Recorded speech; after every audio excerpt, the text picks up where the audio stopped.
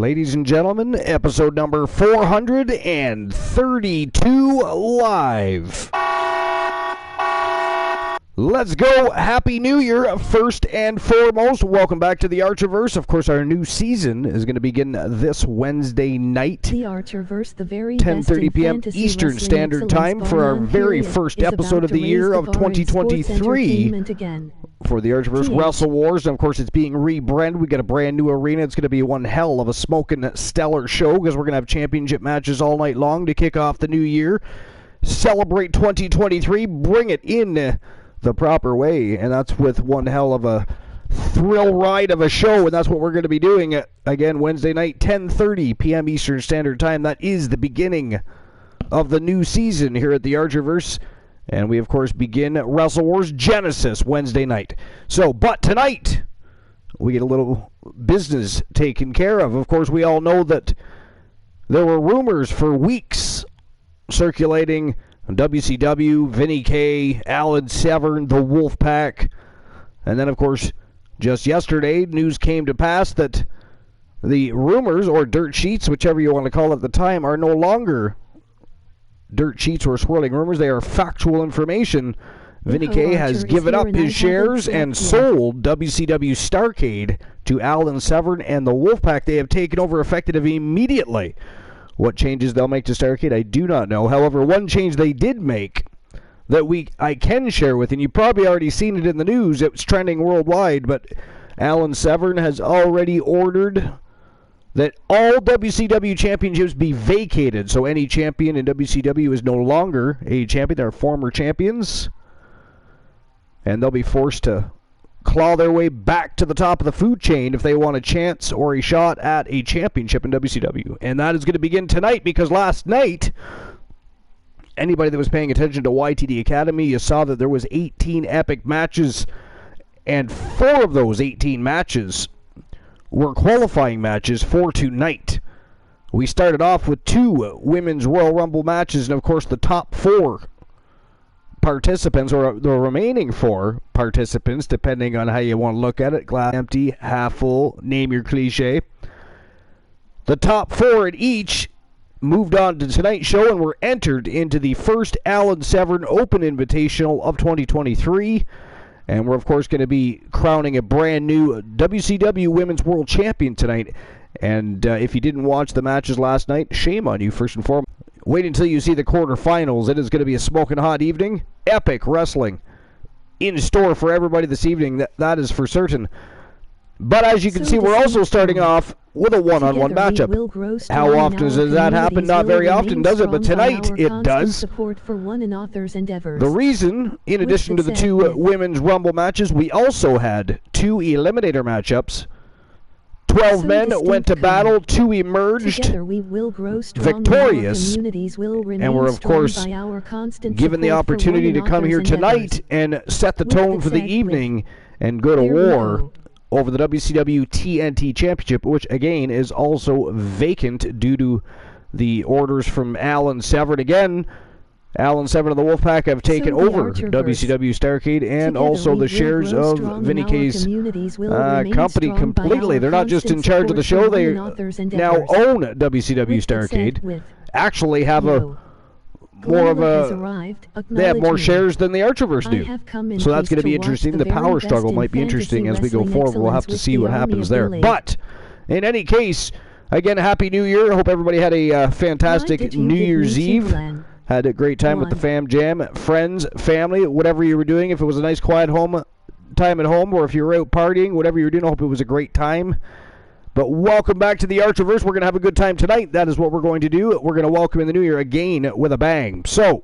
But before we do that, we're of course going to have a quick look at the dirt sheets. I'll be honest, the dirt sheets did not look like they were hopping. So it might be a quick trip. We're also going to have a look at the trash can. And of course, there's been dirt sheets, news and rumors swirling around the trash can for the last few weeks, so we're going to have a look, because it's been a while since we had a look at the trash can. So we're going to have a quick look at that, and of course, I've got 2 lists tonight that are going to be absolutely fantastic, and we do have a co-host tonight. They'll be joining us in just a few moments from Team Glenola. The great Glenola is, of course, on the broadcast this evening, ready to roll with the punches as he continues to unveil Phase 1 I see. Well, of the Wolfpack and Alan Severn's diabolical plan, whatever that may be. We're going to find out. Again, it started with the vacating of all of the championship belts. It's going to be interesting to see what goes down, that's for sure. Again, there's going to be probably a bit of a power struggle, especially when it comes to stream previews. Not so much with the regular season shows because they're separate entities, but when it comes to stream previews, and of course they're going to be looking to upstage each other constantly, it's going to be it might be more of an interesting power struggle than it was when Vinny K was in charge, because let's face it, the Archerverse buried Vinny K quite frequently in the ratings. But anyways, the number to win a YTD championship. So we're going to have a quick look at the dirt sheets here in just a few moments and see what's going on there as soon as I get it open. There we go. I thought I had it open. Apparently I did not. But anyways, yeah, so Darth Glenola is on the broadcast tonight. He is just in the middle of a breathing treatment before he joins us on the broadcast booth. Again, it is phase 1 of the diabolical plan of the Wolfpack and Alan Severn, so it's going to be a very interesting evening. These two gentlemen are going to first and foremost go to war over the WCW TNT Championship, and then we are going to dive right in to the first Gold Rush tournament of 2023, and it is again for the vacant WCW Women's World Championship. And I got to tell you, the two Women's Rumbles and the two Eliminator matches yesterday at YTD Academy that set this evening's show up were absolutely fantastic. If you haven't watched the matches that took place yesterday, we had the debut of a new superstar, Damian Dallas. What an impressive debut. And we had all kinds of matches from recent superstars that have joined the roster and hit the ground running in YTD Academy. It was an absolutely epic day of matches. And then, of course, we had championship matches and then into those qualifying matches. So it was a great day of matches at YTD Academy. YTD Academy has been absolutely fantastic for building not just the careers of up-and-coming superstars, but revitalizing, of course, those that have been having some ups and downs on the main roster. They can take a break from the main roster and go over and regenerate themselves a little bit. But epic matches, some great stories, angles, rivalries, and feuds have been already popping into YTD Academy and boiling over onto the main roster. It's absolutely fantastic. Glenola and I talk about this a lot, but YTD Academy has been an absolute blessing for both Starrcade and Wrestle Wars. Now, of course, rebranded Wrestle Wars Genesis. But anyways, let's dive into the dirt sheets just a little bit while we're waiting for Glenola. And we're going to start things off with an article from Wrestling Observer. Now, this is from about an hour ago, and I don't know how many of you know what MLW is, but we'll get into that in a moment. So MLW releases Mads Kruger. Kruger had feuded with Jacob Fatu and recently Mance Warner. This is by Josh Nason. So Mads Kruger has been released by MLW, first reported by PW Insider on Sunday. According to the report, the terms were negotiated several months ago, but the release went into effect Sunday. There were no reported reasons given for why the two sides went their separate ways. The 37-year-old Kruger, Matthew Waters, debuted in MLW in November 2019 as Grogan, and later changed his name to Logan Creed. In late 2020, he took on the Kruger character and was a key part of the Contra Unit faction that also included former MLW World Champion Jacob Fatu. After the group split up in late 2021, Kruger and Fatu feuded and ended in Fatu defeating Kruger in a weapons of mass destruction match earlier this year. He most recently had a short feud with Mance Warner that saw Warner defeat him in a tables match in Kruger's final MLW match. He has most recently been working under the name Cruel. He held the IWTV independent title in recent months before it was vacated and won by Matt Tremont this weekend. And that's about all the information is on Mr. Kruger. Let's see what else is crack-a-lacking here. Ooh, that's interesting. Gonna have to check that out. I mean, normally I don't read too much about international news because, I mean, it never boils over in anything to do with our wrestling stories anyways. But, of course, we all know that Shinsuke Nakamura went over and participated in a match with Great Muta recently. So, It is relevant and correlates, but 411 Mania, the article from about 2 hours ago by Jeremy Thomas, it says Great Muta uses gay slur in reference to Shinsuke Nakamura after Pro Wrestling Noah match. Yeah, exactly. Boo that shit. I mean, what is the Great Muta even thinking? So the Great Muta faced off with Shinsuke Nakamura at Pro Wrestling Noah's The New Year, and after the match he referred to Nakamura with a gay slur. The match saw Nakamura pick up the win after he sucked Muta's green mist from his mouth and spit it back in the legend's face, then hit a Kinshasa for the pinfall. After the match, Muta spoke during a conference, said he's good, Shinsuke, good, but maybe he's queer. And then there's another word here. Oh, it must. I mean, it's got asterisks in it, but I'm going to guess the word here and excuse the word. It's not mine. It was from the Great Muta, but he used the word faggot. But yeah, he said he's good, Shinsuke, but maybe he's queer, he's faggot, maybe. Bye-bye, Shinsuke, is what he said. And, of course, that made its way around the internet. It is trending as we speak, actually. The video has been posted to Noah's English and Japanese Twitter account as well, their YouTube account, though the text of the posts omit the queer and slur references. It has go time. So life is great. What it says instead is, he is good, bye-bye Shinsuke, okay, thank you, bye-bye. So they omit what was actually said and replaced it with something different is what happened there. But he was caught using it, so neither here nor there. And that is so, making the edit like they did is just, it's asinine. Right? I mean, if you're going to edit it, then maybe silence, the classic Archer. Exactly. Whatever. But by changing what he said that way, you're completely changing the entire meaning of what he said. Yo, Sir Jack! What's going on, Sir Jack? What's going on? Life is Great is in the house. Sorry, I was just catching up with the chat now. I apologize if I was ignoring everybody. I wasn't purposely ignoring anybody, just to be fair. I was just waiting for Glenolda to join the broadcast and getting into some of the dirt sheets. So I apologize. Welcome in, guys. Welcome to episode number 432. And, of course, most importantly, it's our first show of 2023. It's not our regular season show, our new season. And incidentally, it is our third season here at the Archivers. Begins Wednesday night, 10:30 p.m. Eastern Standard Time with Wrestle Wars Genesis. It's going to be a fantastic show. We're going to kick off the new year with a stream preview worthy style show. As I mentioned earlier, championship matches all night long. It is going to be a thrill ride just like tonight. Tonight, however, again, we're just going to rehash a bit now that Glenola's on the broadcast. He can, of course, pipe up at any time he wishes. So the Wolfpack and Alan Severn were for weeks and months at odds with Vinny K. They were back and forth. They were having rivalries. Vinny K was sending people after the Wolfpack. Wolfpack was knocking them down as fast as they stepped up to the plate. It was absolute absurd craziness going on, chaos and pandemonium. Well, it turns out that they finally got what they want. It was a thing of rumor, dirt sheets, if you will, but it is fact.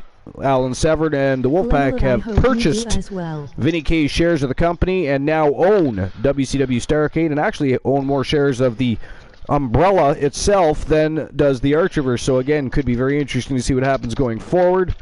And it was always a battle with Vinny K anyways. Now the only thing that I do add to that is, the Archivers management team gets along with Severn a lot better than they ever did with Vinny K. So there's that. There's that. But tonight, phase one, because Alan Severn Glenola did what? He ordered what? He had a great idea. He got a new year, a new start for the company, so new start to the championships. All the championships have been vacated, and he's opening up the opportunity to pretty much the entire roster. I mean, pretty much. I mean, anybody's fair game. The titles are vacated, right? So it's on the individual now the superstars of Starrcade to step up to the plate and swing for the fences, because every well, except for the ones tonight, we now have contender. Again, we had 2 Women's Royal Rumble matches and 2 men's eliminator matches, and they were absolute thrill rides to get to tonight's show, because the final 4 participants in each of the 2 Rumbles, and then obviously the final 2 participants, the victors of the eliminator matches, brought them here tonight to compete. The new jackpot number in the first match of the night will be for the WCW TNT Championship, vacant, as are the other WCW titles. And as I said earlier, the tournament, the first Gold Rush tournament of 2023, is for the vacant WCW Women's World Championship. And I got to tell you, I mean, I was on Glenola's stream while I was watching those matches go down, and I'm sure Glenola's already checked them out. Real surprising results. Real surprising results, but it was a lot of fun. Definitely a surprise. And, you know. Yo, DC! DC's in the house. Welcome in, DC. And Happy New Year to everybody. Yeah. But it's like using those rumbles like that, as the preliminaries. That pretty well opens it to the entire female roster. Yep, it did. Quite literally. There cannot be any favoritism accusations when you basically say, okay, go for it. And of course, I'll say this match, actually, I think it's something pretty awesome. Because you got Kareem Woods, the villain of the Archerverse, one of the OGs of the Archerverse. Yeah, I was going to say he's an OG too. And you got Tony Stone, one of the young bloods. Yeah, Invader too, not to mention. He is an Invader. That's right. So how dare he? Fitting is it that those 2 are going for the title? Yeah, it was a very interesting result, but a very exciting result. It's fresh, it's new. I mean, when was the last time you saw Tony Stone face off against Kareem Key Woods? Besides never, right? And I mean, even the tournament is as superstars that may or may not have normally been facing off against this level of competition. I mean, I think this is actually what the Wolfman is looking for. Is those different people facing that might never get that opportunity to fight. Yeah. Exactly. And if you bring these young guys, give them that opportunity to fight. Exactly. Let them impress. Let them become that next level. Speaking of next level. And the ones that don't impress, I have a feeling they'll probably ship over to Wrestle Wars. But oh, ouch. That is ghastly. How dare you, sir? Here's something interesting. It's somebody we have actually most recently frequently talked about too, which is funny. But WrestlingHeadlines.com, Mark Middleton, and it's about Ryback. Says Ryback finally returning to pro wrestling. Ryback says WWE gave up on their trademark battle, so I'm interested to know what he means by that. But so former WWE superstar Ryback says his next chapter will finally begin in 2023, now that the company has apparently abandoned their opposition to the trademark filing on his ring name. As we've noted, the big guy first revealed his trademark battle with WWE in September 2020. He then accused the company of holding on to his Ryback ring name due to how he badmouthed his former employer in the media and on Twitter. USPTO, the United States Patent and Trademark Office, records show that WWE's trademark filing on the Ryback ring name is still live from October 12, 2011. And the same goes for his filing from May 15, 2019. Records show activity on WWE's case as recent as December 2021 and activity on Ryback's case as recent as July 2022. So in an update, Ryback took to Twitter on New Year's Eve and indicated that WWE has given up their opposition to his trademark filing. He said he is just waiting for the USPTO to make it official, and then he can move forward in 2023. WWE has given up their resignation for my Ryback trademark. Everything I've created has been awarded to me, and we await the USPTO to make it official. The next chapter begins in 2023. Now that my health has been restored, never give up and stay hungry. Thank you, Rybackers. He has Rybackers, guys. I mean, are you guys Rybackers? Tell me, are you guys, sound off in the chat, are you guys a bunch of Rybackers? So Ryback is currently trending on Twitter due to his comments. He has been adamant that he would win the trademark battle with WWE and that he will one day return to pro wrestling as he loves the business. Ryback dealt with several health issues in recent years, and that included a bout with COVID-19 about a year ago. He noted a while back how he spent more than 3 years getting his health back in order, which included stem cell treatments. Ryback originally worked the $1 million season of WWE Tough Enough in 2004 and was signed to 2 developmental deals before making it to the main roster. He was last under contract to WWE in August 2016, leaving the company as a former one-time WWE Intercontinental Champion. And you know what? The fact that they put the Intercontinental title on him tells you that they did have plans for Ryback. The problem with Ryback isn't his ability, because I know there's some haters of Ryback, and I get that. And people compare him to Bill Goldberg. I'm sorry, but he was way better than Goldberg. I get it, his ego. He had a bad attitude, so people had a bit of a hard time investing in him. I get it. He was before he came out. He was much more mild-mannered when he was Skip Sheffield in NXT. But the bright lights and the fame got to him, I think, is what happened there. But he legitimately, guys, go watch some of his matches. Seriously, without bias, without judging. Just watch a couple of his matches, then watch a couple of Goldberg matches, and then come back and tell me that Goldberg was better than Ryback. I mean, it's really a no-brainer. But yeah, his ego. But I mean, I kind of like Ryback, I gotta be honest. He's a big, powerful dude. He can wrestle. And he was probably, at one point, the next most exciting thing that we've seen since probably the Ultimate Warrior. As far as a little bit of hype and you know?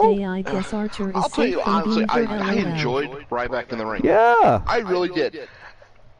Now, my understanding is there was some safety issues with him. I don't know. But I also heard there were some backstage issues. I don't doubt it, yeah. And stuff like that, you know. You know what, though? I could see, because most of his issues were with Vince McMahon, you know. I don't know what his position is with Triple H, but I would love to see Ryback be able to make a comeback. Personally, I mean, I don't have an issue with him, like his ego, but... Oh man, a gorgeous and then... But, with this war they have just whipped Liff is great, hard to the how turnbuckle in a smart is it? You have somebody that holds the rights to your name skipping the rest and all this. Superstar. And you go out and badmouth them and then expect them to say, well, here you go. Yeah. Nutter. You know. Oh, good God almighty. No. Christian Hart knows no you're going to treat him, you're going to be an asshole. You're going to be an asshole right back, and I'm sorry, but WWE has the potential to be a much bigger asshole. Good God, Life is nuttering people. Life, what are you doing? Good luck, Snorhawk. Removing people's manhood. And I mean, didn't even specify anybody, so that was basically to the entire community. You just nuttered the entire community, Life. How does that make you feel? That must be tiring, by the way. Must be tiring. Hart nailed Life is great. Turnbuckle to the skies, wild one hang time. Yeah. A missile drop kick right to the sternum, and now goes Life is great. Or yeah, it could be that too. You could look at it from that perspective. Look at my joke. But yeah, I mean, I'd like to see Ryback back. But like I said, Ryback back. That sounded funny. I'd like to see Ryback back. We could make a song out of that. Ryback back. But anyways, the fact that they, like I said, the fact that they put the Intercontinental Championship on him says something, because whether or not they hot potatoed that for a while is neither here nor there. It's one of the most prestigious championships in pro wrestling, and he held that championship. Just saying. But we'll see what happens in the future. I could see him coming back, though. Maybe. You know, never say never. That's for sure. No, yeah, but You know, my issue is So Snorhawk 64. that Together we will grow strong and our communities will remain strong by our constant support for one another's you know, but endeavors. there's still some of those older guys. Snorhawk 64's in the house. Welcome in, and he wants me to have a look at his joke. Uh-oh. Well, it was a good one. Was it? I'm looking right now. How far up do I gotta go? Thank why all for the so.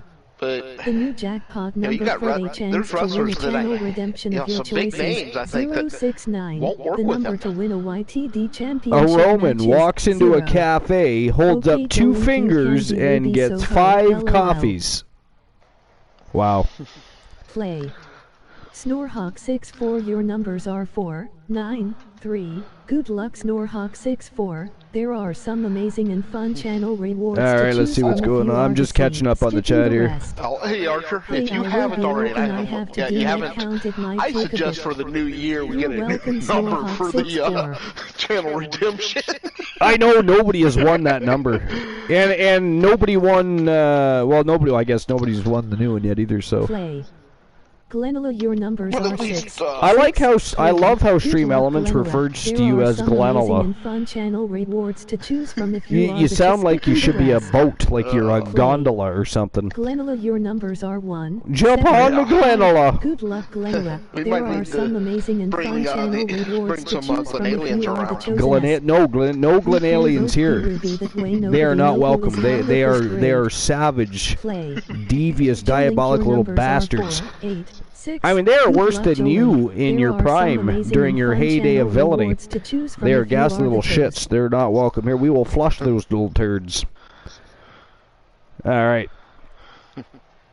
Alright, so yeah, there's not a whole lot of real interesting information in the dirt sheets, to be fair. I did have one thing I was going to check out. An article by Kelly Hallowett is from Wrestling Inc., and it is former WWE NXT North American champion calls out Shinsuke Nakamura. So another article about Shinsuke seems to be a popular topic of discussion tonight. So former WWE NXT North American champion Bronson Reed took to social media this afternoon to call out Shinsuke Nakamura after Nakamura just battled it out with wrestling legend the Great Muta at Pro Wrestling Noah's The New Year 2023 show. He said, I like to start the new year choosing violence. Hey, Shinsuke, now that you're done with that old man, find me on Monday nights and I'll beat you like your chaos boy. Wrote Reed. Before Reed returned to WWE after being released on August 6, 2021, he wrestled in New Japan Pro Wrestling. As his tweet above hinted, Reed defeated Chaos member Kazuchika Okada during the G1 Climax 32 tournament in August of last year. Not even close. It's worth noting that Okada got his revenge at New Japan Pro Wrestling Declaration of Power 2 months later in October. Reed also wrestled at Impact Wrestling. As noted, Reed came back to WWE on December 19, 2022 edition of Raw to help The Miz against Dexter Lumis during their winner-takes-all ladder match. Reed is just one of many stars that have made their return to the promotion since Triple H took over as Chief Content Officer and EVP of Talent Relations.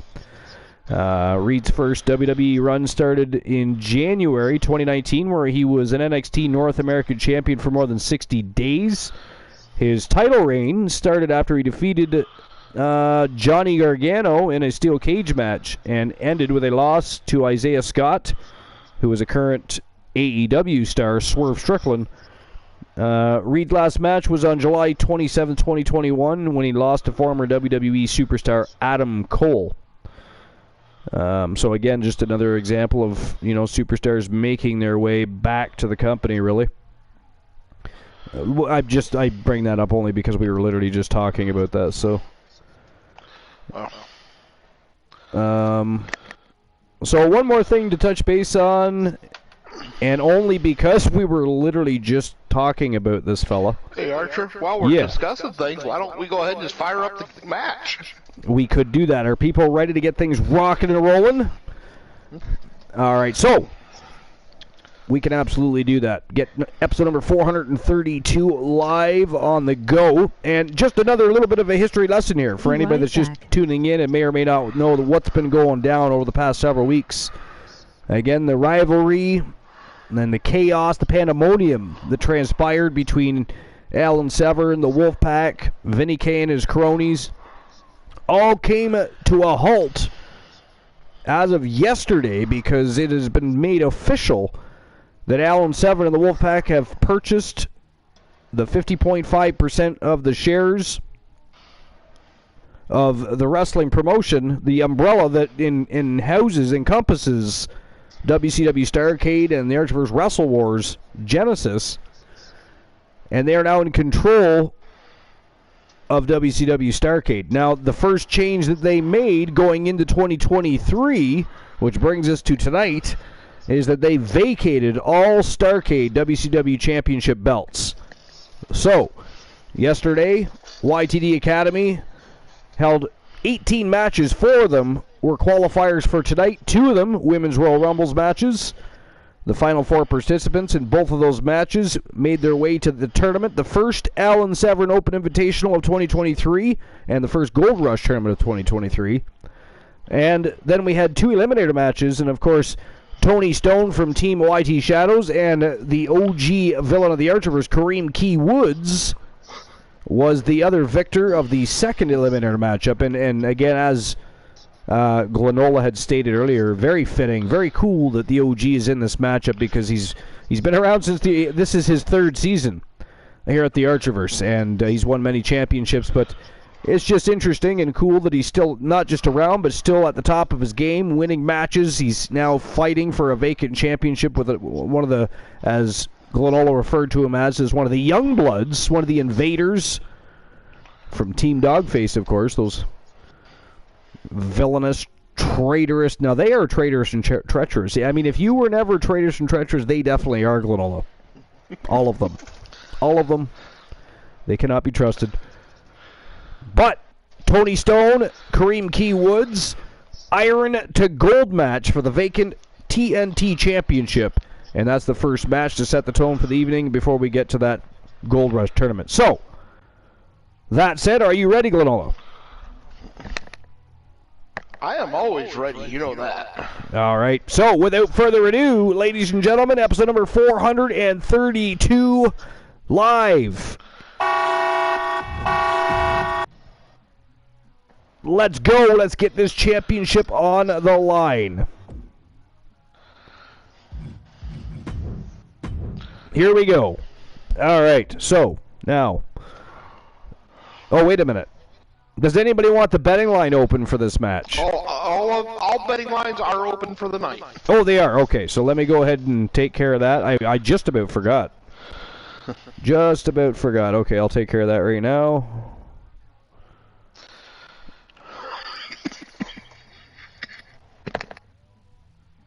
Oops, all right, so who walks out? WCW TNT champion. Welcome back, Cone. Welcome back, DC.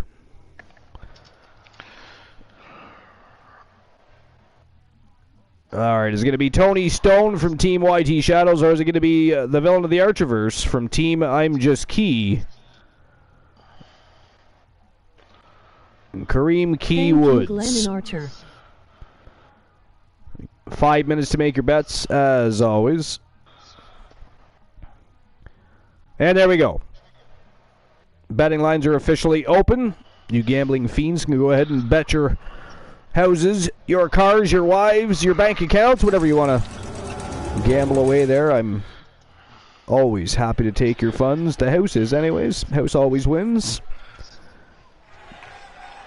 Although I do remember a time when Glenola won almost every betting line there was. He and Mad Chatty, they were almost unstoppable at one point. It was ghastly. Mad Chatty. Oh, he is still a betting line legend. I don't know. The following contest is I know he had at least one loss, but I don't think he had very more. No. And there's another guy, Chase Coleman. You know, Chase Coleman was one of the first world champions. Do you remember that?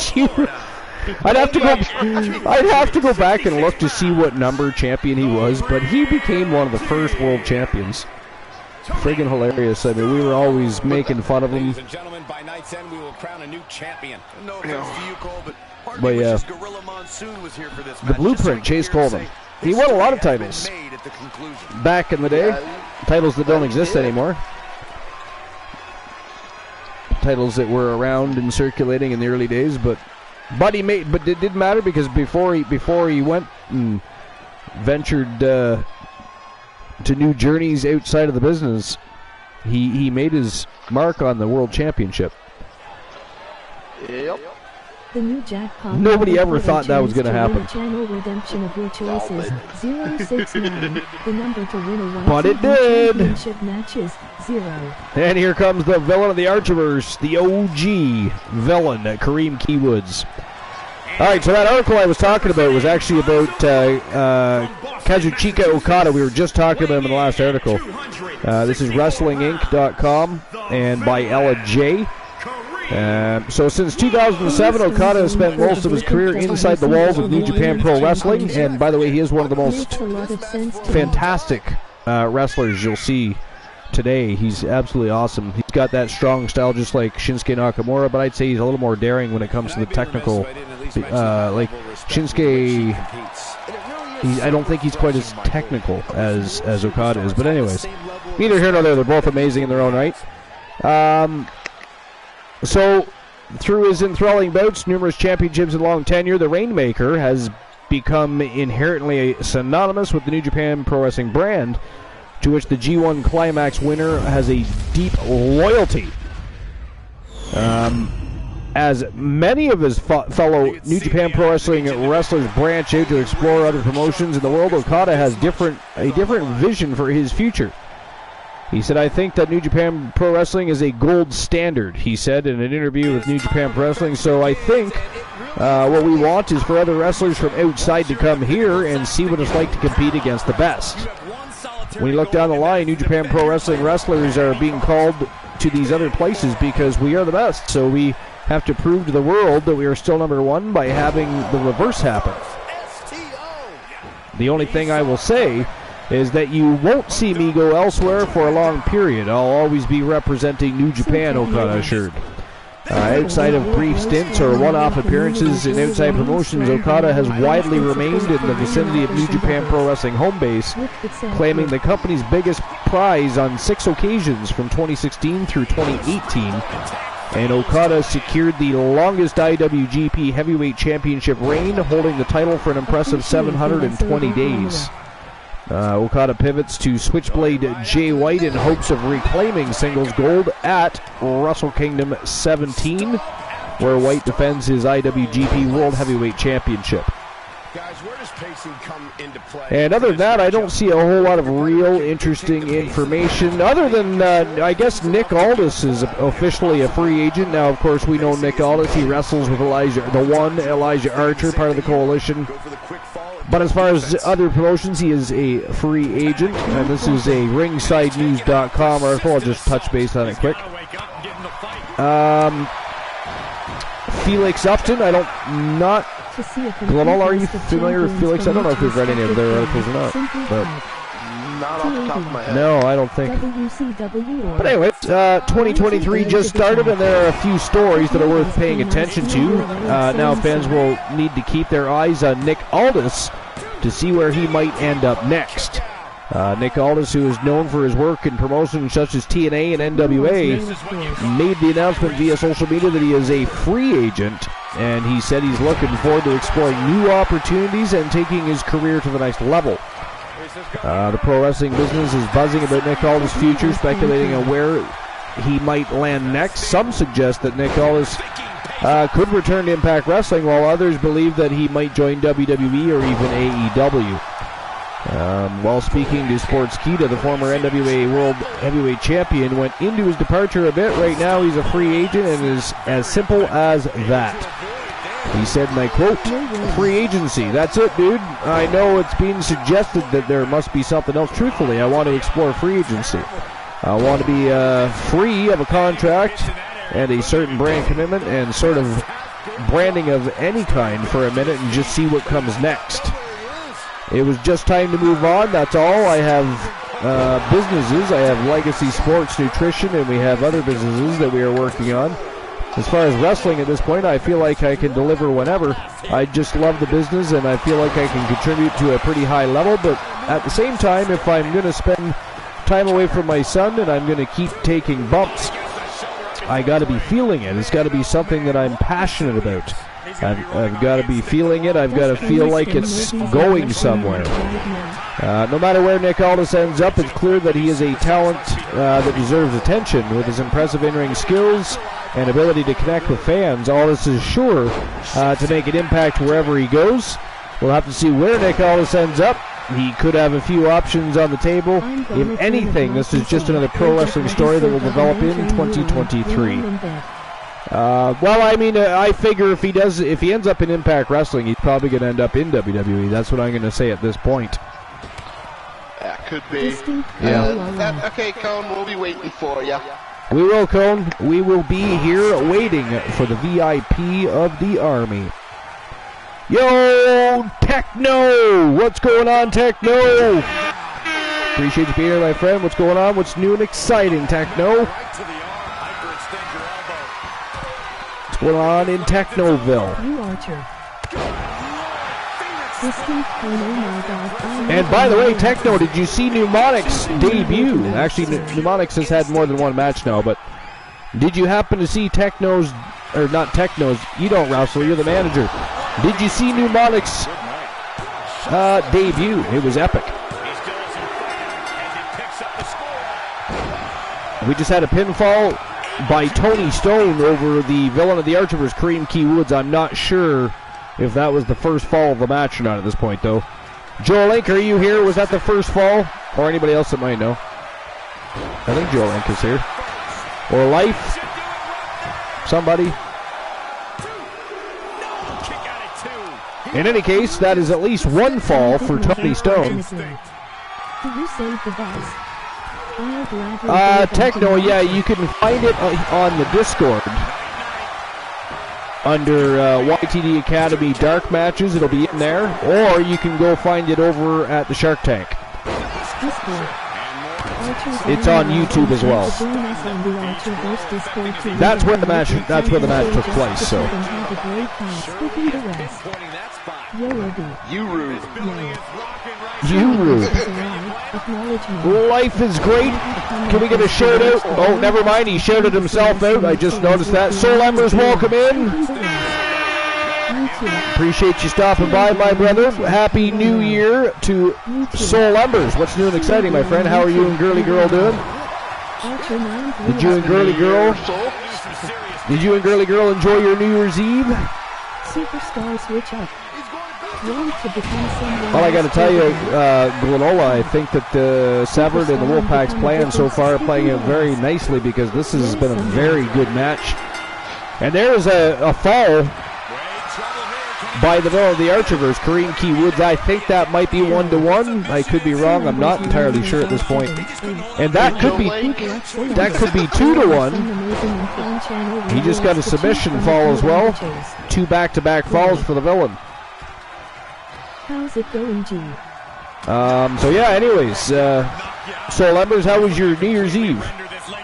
How was everybody's New Year's Eve? Sound off. Tell us how your New Year's Eve was. What did you guys do? Did you do anything? Did you have a nice quiet evening? Did you party? What did you do?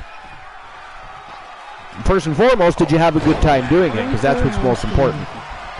I partied with a great bunch of people last night until about 11:30 Central Time. And I'd say it was something like that.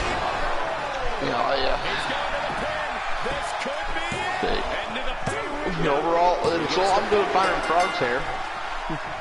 And there's another fall for Kareem Key Woods. Kareem Key Woods all over Tony Stone at the moment. That was, I'll tell you, whoa! I think it'd be so good to have clothesline. Kareem Woods win the title again. And then to have them. I say again. Has he held with WCW World Title? Alan Severn? No. Key, or Cream. Let's see. Give me a moment, I'm just going to fact check here.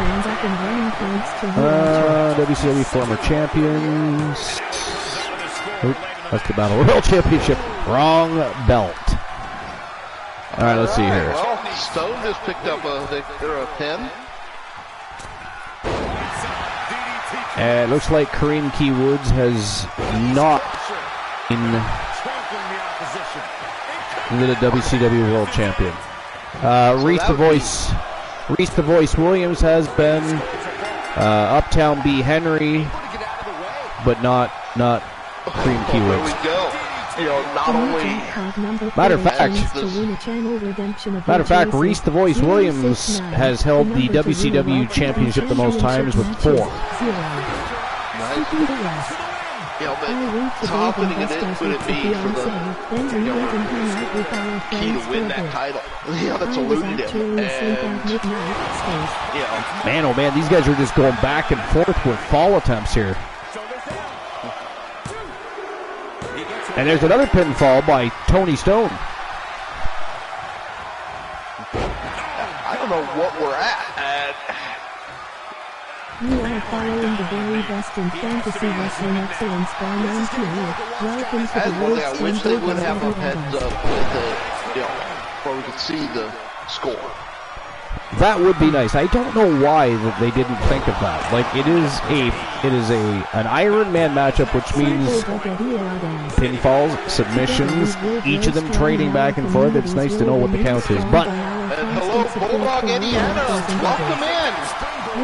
Welcome in. Appreciate you stopping by. Welcome to episode number 432. Bulldog Eddie Adams. What's going on? What's new and exciting? Happy New Year. How was your New Year's Eve? This is our first Gold Rush tournament of 2023. Actually a tournament that got set up by the Wolfpack and Alan Severn. You have no idea who those people are, but it is an open invitational tournament. Good. Yours out. We had a great time. Actually, last night, most New Year's Eve we spent inside the Great Glenorlands channel. Tecto says, I'm watching them now. Bulldog Eddie Adams says, how can I join? Well, there's a question. Who can help him with those answers? We utilize the game engine to create custom shows. There we go. Ask and ye shall receive, Eddie Adams. Okay, the Discord has a spot in there to ink contract for a superstar. Discord. And then the YouTube, there's also pretty much the entire history of it since episode 100 of the Archerverse is on YouTube. Every episode, plus the great YTD Academies over there. Live shows and recorded matches. But yeah, Eddie Adams, welcome in. Appreciate you. Welcome to the Fam Jam. Our new season here at the Archerverse, which incidentally is our third season, begins Wednesday night at 10:30 p.m. Eastern Standard Time. Episode of Wrestle Wars Genesis, and it's going to be a thrill ride of an evening with championship matches all night long. It's going to be one hell of a time, so you want to make sure you stop by and check it out. Enjoy the Fam Jam and the show. And then, of course, Friday night will be the first episode of Starrcade of 2023, and then Saturday night YTD Academy returns live on YouTube for the first time since 2022, so it's going to be a great week, and we're going to be starting the new year off with a bang here at the Archerverse, and we're starting tonight with the first Gold Rush tournament of the new year. But yeah, so lots going on. A lot of pinfalls and submissions in this match, I got to tell you. I have not been keeping track, I'm not going to lie, but holy God, there's a lot of pinfalls and submissions. Wow, they are just going off on one another.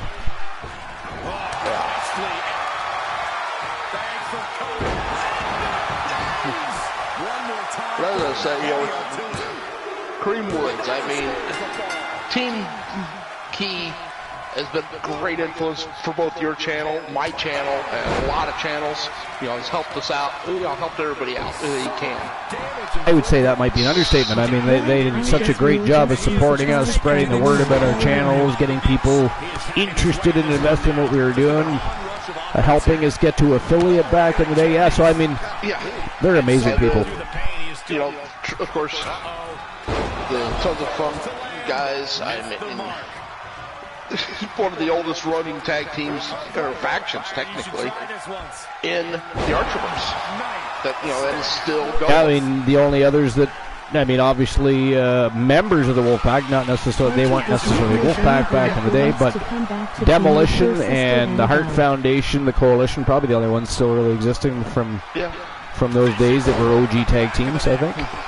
So, you know, if Greenwood is able to pull this out tonight, to pick up the title he hasn't held, which he's held a lot of them.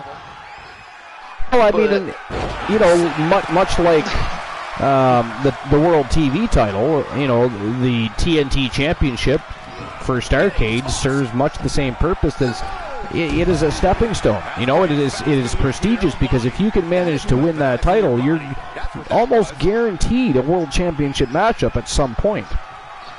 Oh, yeah. But, yeah, it just, to me, it just seems fitting. And, of course, Stone, yeah, I take nothing away from that, dude. He came into the Archerverse and has shown a lot of talent. You know, he's always right in there fighting. And so either way, this match is going to pay, the winner of this match deserves it. But Soul Ember says apparently Jenny Black wants to come back and team with Annabelle. Annabelle, of course, in talks about returning. Team Disciple of Darkness made their return just a couple short weeks ago, so we've been in negotiations, contract negotiations, just kind of, you know, dotting the I's, crossing the T's for not just Annabelle, but Ivan Brown Jr. You guys, I don't know who remembers Ivan Brown Jr. from the Archerverse 2.0, but he'll be making his return. So, I mean, things are heating up, and for anybody that wasn't paying attention, we also just signed our 100th and 101st streamer team. We, of course, have Damian Dallas, and their team was Resilient, I believe, is it not? I believe it's Resilient. I think so. Yeah, and then we have Team Mr. Yeah, Team Mr. Vegito Pro. The long-awaited debut of streamer team Mr. Vegito Pro and his superstar Alpha Jose Morales, and man oh man did he make an impact immediately. I mean, absolutely starched his opponent. Now that opponent was Doink the Clown. I think Doink the Clown, I don't think he did not find anything very funny after he was done that matchup, because I got to tell you, Team Mr. Vegito Pro unleashed a beast in the squared circle tonight. Very quickly took care. I'm gonna have to go back and see how long that match was, by the way, because he starched Doink the Clown, and I mean he starched him. Yeah. And actually, though, I mean, Doink is not the pushover people think he is. So to do that, that's actually. It's very true. I mean, I did just make it sound like the Doink was a jobber, but definitely not a jobber.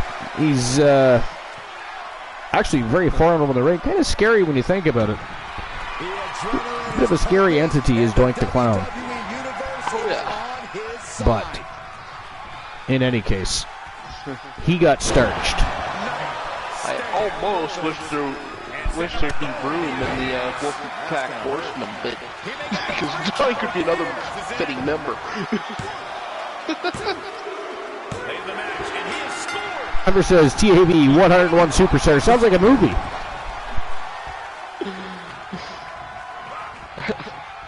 Another fall. I mean, the bell just keeps ringing about every 30 to 45 seconds. I don't know what the count is at, but it's got to be a lot, and I have no idea who is currently winning this match, but what a match this Iron to Gold match has been for the vacant TNT Championship. I think Kareem Woods is in the lead, but it's... Well, Tony Stone's trying to close that gap, so he just scored another pinfall. And there is 2.5 minutes left of this bout.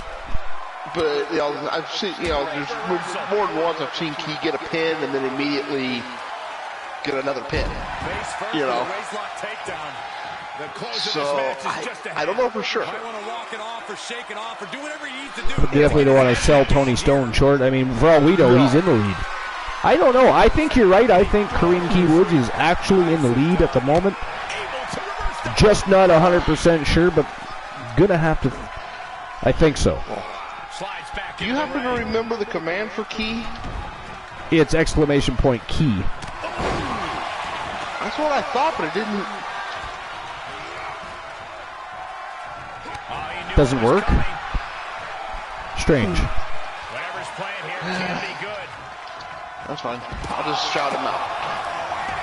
The new jackpot number for a chance to win a channel redemption. That said, I'll have to check on that though. 069. The number to win a YTV championship match is 0.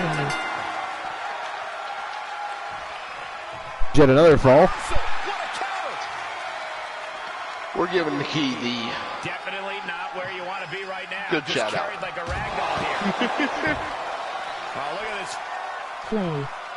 So members, your numbers are 7, 9. As I mentioned earlier, Team I'm Just Key is, of course, the management team, the streamer team behind the OG villain of the Archerverse, Kareem Key Woods, who's in the ring right now battling it out with Tony Stone.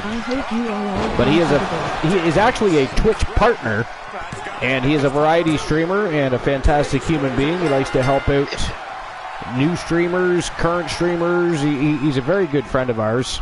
And he's been a long-time supporter of not just the Archerverse, but the Glorolaverse, the Coolverse, the Turretverse. I mean, so many of our communities have been joined together and intertwined because of those gentlemen, including Kareem Key Woods. So, yeah, it's. I don't know. I get sentimental when it comes to I'm Just Key, so. Yeah, I mean, he's a very good dude. Very good dude, very good friend. Wow, look at that. That is it. That is all, ladies and gentlemen. The winner of the Iron to Gold matchup and new WCW TNT champion from Team I'm Just Key. He is the OG villain of the Archerverse and 1/3 of Tons of Funk. Kareem Key Woods is your victor and new champion. Congratulations to Team I'm Just Key and to Kareem Key Woods. Wow. You can just feel it. Hey, Cone, with you around, how can we not be comfortable? But you know what? Tony Stone has nothing to bow his head about on that one. I mean, he was just against one of the best in the world, an OG of the Archerverse. I honestly think he deserves to be in the top, I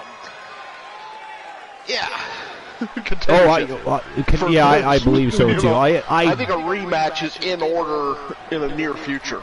That's again, I'm not sure the exact count because they were going off on one another. I mean, ding ding ding, ding ding ding ding. I mean, they were just. I mean, it was a war over the TNT Championship today. It was absolutely fantastic, an epic way to end what started yesterday in those two eliminator matchups. But and two formidable teams and opponents to face off against one another. Two very, very cool. But yeah, there's no way they're going to let that die there. That was way too good of a matchup with all those falls against each other. The way they brought it to one another like that, there's no way we don't see another matchup between those two at some point down the road. But in any case, we have a new WCW TNT champion from Tons of Funk, Kareem Key Woods, the OG villain. Congratulations to both I'm Just Key and the OG villain.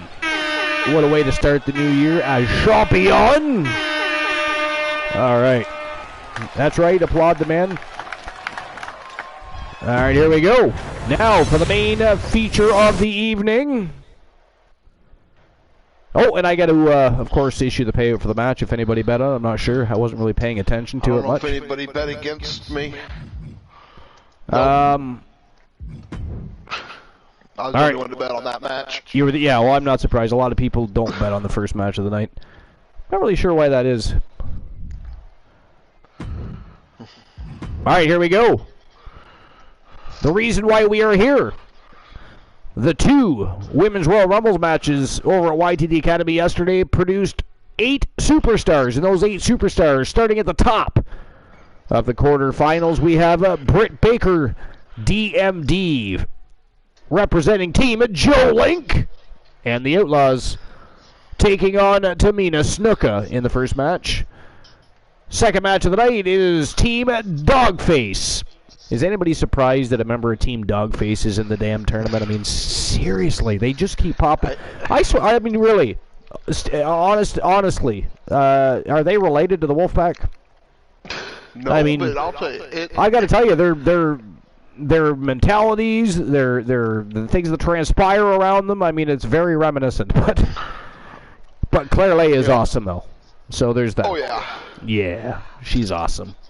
And she is taking on Dewdrop from the Union. Her partner in crime, of course, Kaylee Ray. Down a little further on the trough here, from Team AMC Me, the former Triple Crown champion, the Diamond Ashley Marie from the Wolfpack Gals, looking to reclaim that WCW Women's World Championship as she takes on Liv Morgan, also employed by Team Dogface, by the way. Technically has 2 superstars in this matchup. That is ghastly, too, might I add. Always looking for a way to have the upper hand. It's kind of like Boss Apollo with the betting lines. But yeah, Liv Morgan and Ashley Marie going to go to war for that chance to move on in the tournament and go for that gold. Last but not least, Nikita Lyons and She-Fiend, a.k.a. Sinister Fiend, is the final match of the quarterfinals. It is going to be absolutely smoking hot night of action for the women's division. And again, we're going to crown ourselves a brand new champion because Alan Severn and the Wolfpack vacated all WCW champions. All right, so before we get that underway, let me go ahead and issue the... Well, you said nobody bet, so I just have to give you your money back. So let me go ahead and do that right now. Just give me a sec. It wouldn't be a good new year without this.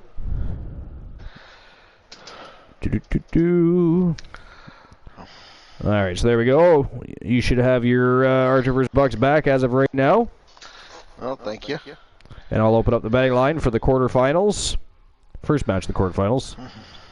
So, who moves on to the semifinals?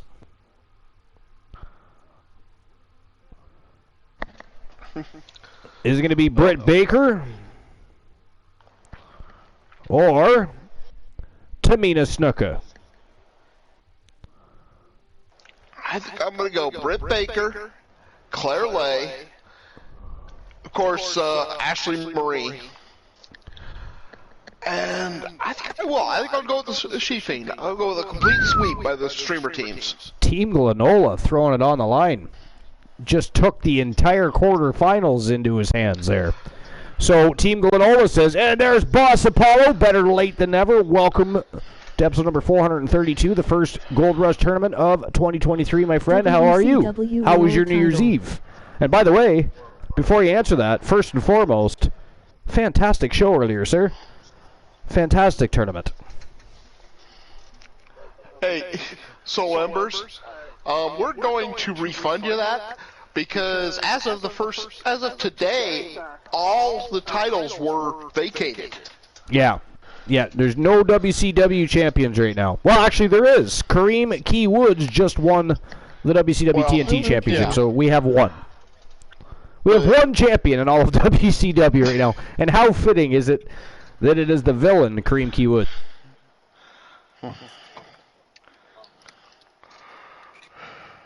Did he redeem a championship match? No, he exploded the tag team titles. With us, boss? I was looking at Discord laugh.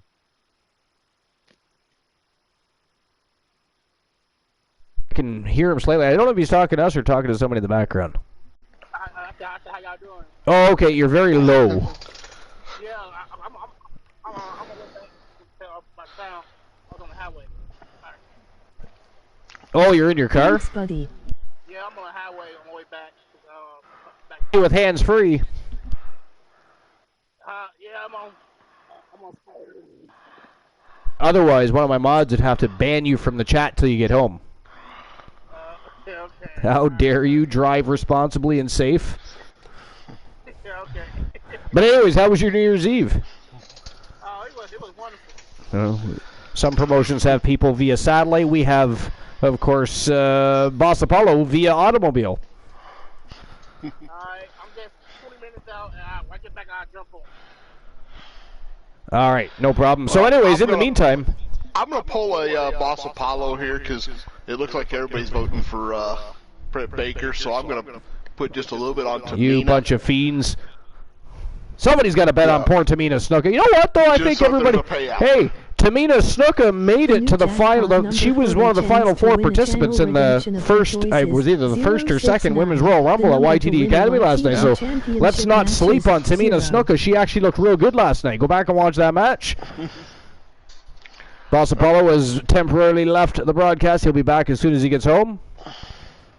You know what? I started thinking he was not driving hands-free and had to get off before he was busted by one of you mods. That's what it is here. Right. I think I might be right. All right, so the betting lines are open. So let's get the show on the go, ladies and gentlemen. The first match of this quarterfinals, the first Gold Rush tournament of 2023 here at the Archiverse. We got Britt Baker, DMD, taking on Tamina Snuka. Who's moving on to the semifinals? We're going to find out right now. Let's go. All right, and before we get into any lists, or if you want to start one, that's fine. But before we get started on anything important, shall we say, Archer has to take a little trip to the facilities. His bladder is screaming. So I will be right back. Of course, I know that the show is in great hands because Boss isn't here and you are. So there we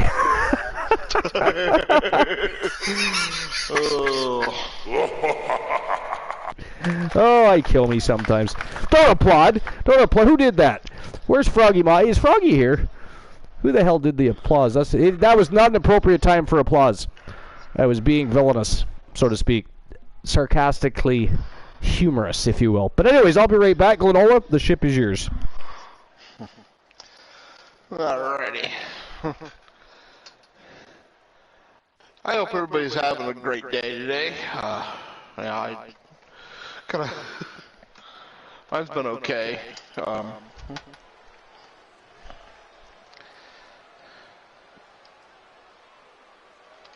Let's see what she can do.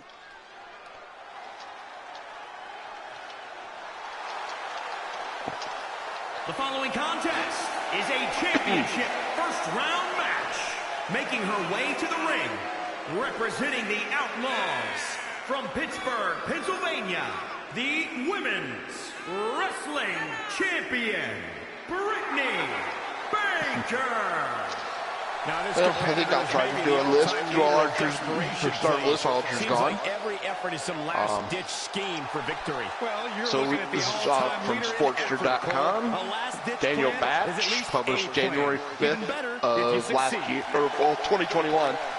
I say last year because I'm still thinking of 2022. But the 10 best matches from WWE New Year's Resolution ranked.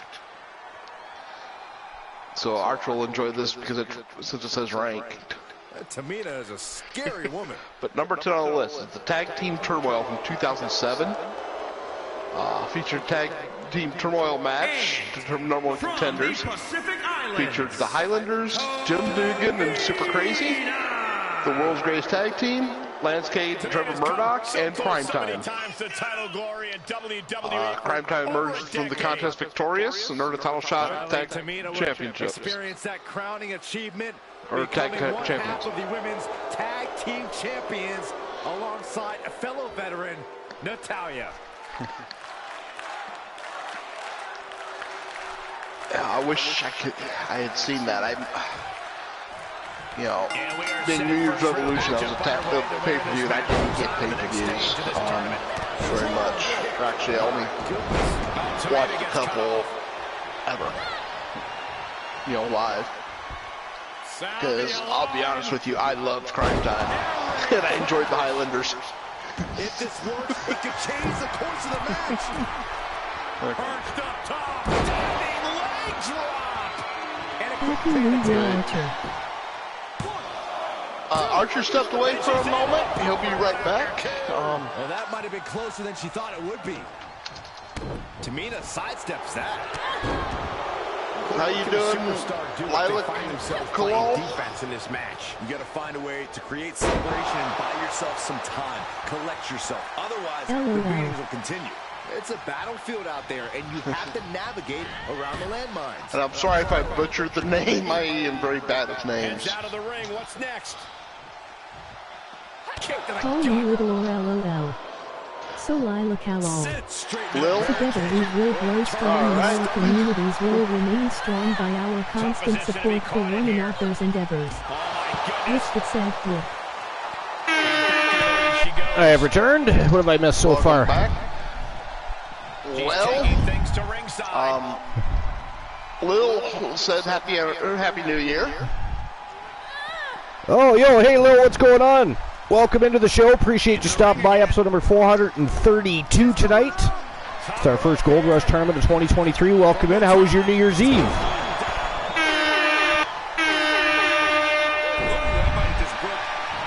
then I started a list while you were gone. Oh, interesting. What was your list?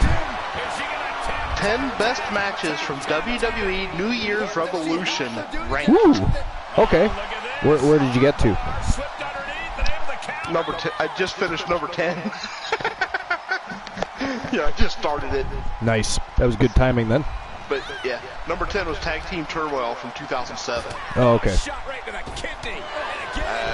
I'm just looking at who was in it. That would have been an awesome match. I mean, you got the Highlanders, you got Crime Time. Yeah. I like the Highlanders. Dugan and Super Crazy. Yeah. Did you like the Highlanders? Oh, I enjoyed them. Yeah, me too. I'm Robbie. Yeah. I don't think they got their just due really. No. But of course, I thought it was great when DX tricked them. Yeah. You're thinking that Vince was half deaf. It was my cousin's birthday last night, so we were... But yeah, I like the Islanders a lot. I mean, there's a lot of teams, to be honest, that I didn't think got a fair shake, but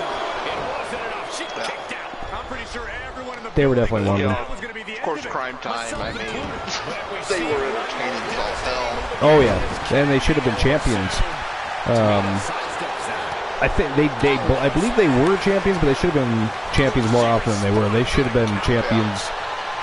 Maybe not necessarily as often as the Usos, but I mean, they were a great team. They were over with the fans. They were entertaining to watch. I mean, there was no reason not to have them as their champion, but... You know. Of course, in there you got Lance Cade, Trevor Murdoch, which was another great team. Lil says it was good. It was my cousin's birthday last night, so we went outside and popped a bottle of sparkling apple juice. Nice. It was my birthday last night too. So you tell your cousin I said happy birthday. I don't know too many people with the same birthday, but I do know, for anybody that knows Riggy 2K3, it was his birthday yesterday as well for New Year's Eve. So was it Riggy's birthday? It was, yeah. You'll have to shoot him a message. Give him a happy belated birthday. Yeah. Here we go, Byron. But yeah, sparkling apple juice. Delish. Nothing like a little carbonated apple juice. And she fights it off. All right. Near fall by Tamina Snuka. But number 9 on the list is Ric Flair versus Edge 2006. Ooh, yeah, that was a good one. That was probably one of Ric Flair's last good matches, really. This could be good. Like, sort of good, anyways. I mean, Edge carried him, obviously. Today, Lila Calol is Asuka. Oh, yeah. Kick to the stomach. Re-entering the ring now. Yeah. Number 8. Ooh. Is Luke the Gooner around? Trish Stratus versus Mickie James, 2006. Yeah, that was a great feud. I mean, how that whole thing started.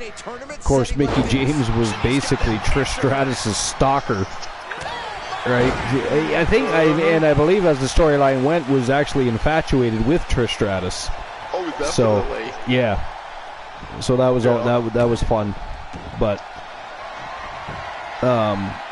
yeah.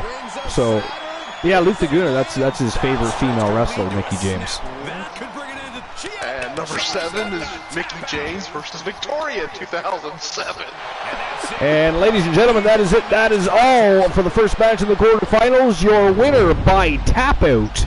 And moving on to the semifinals from Team Joe Link and representing the Outlaws, Britt Baker, DMD, is your victor.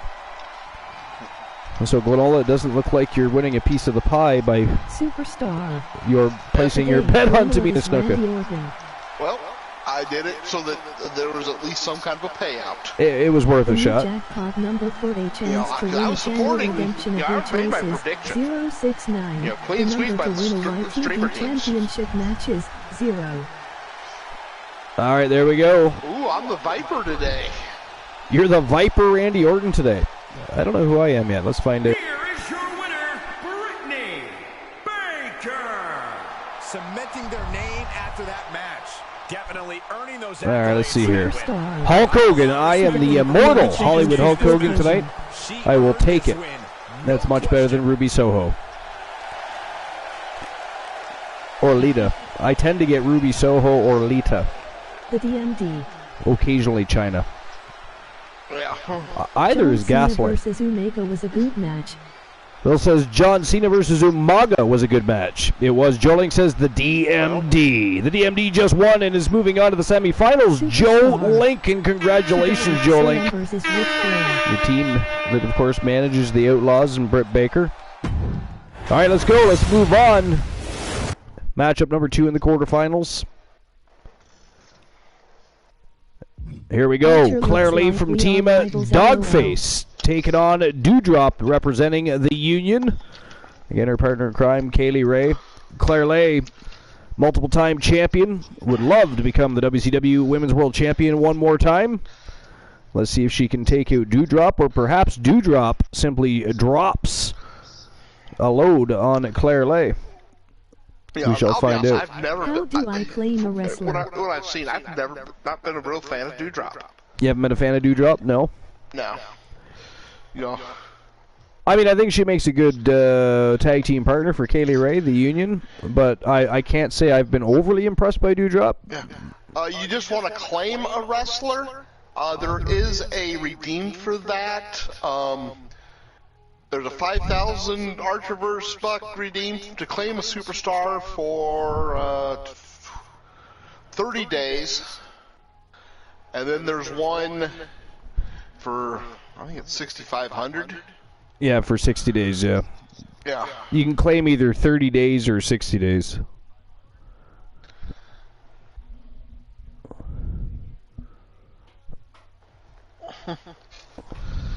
Now, if you are one, if you have a wrestler that you want to sign to the Archerverse, we can.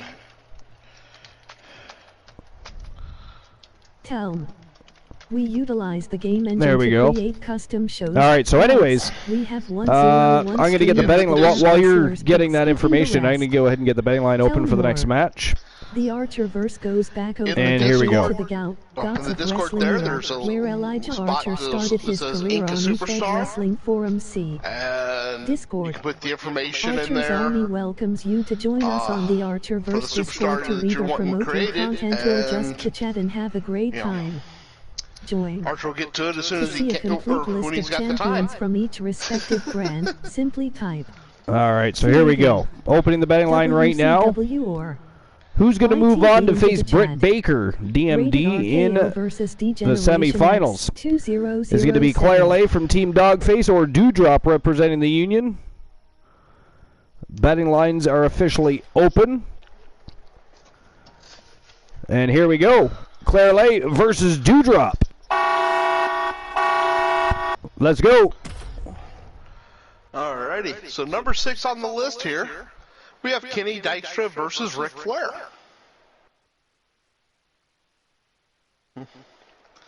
Which, Rated R. I'll tell you Halo honestly, versus Kenny D-Generation Dykstra X didn't get what he deserved. 2007 was a good match too. You know, I'll be honest, I was never a Kenny Dykstra fan. yeah. You know, I was a Dolph Ziggler fan, right? Well, But I was he never a young. Dykstra fan. I mean, I don't know. He didn't do anything for me. Yeah. See, I think he could have had some great things. You know, I think the talent was there. I just don't think at the It's just, time. he was young. Well, that's the thing. It's not that I didn't like him, really. It's just that, again, he didn't do anything for me. I think he didn't have the right people around him like some people did, and therefore he didn't really develop like I would have liked. Of course, He had talent.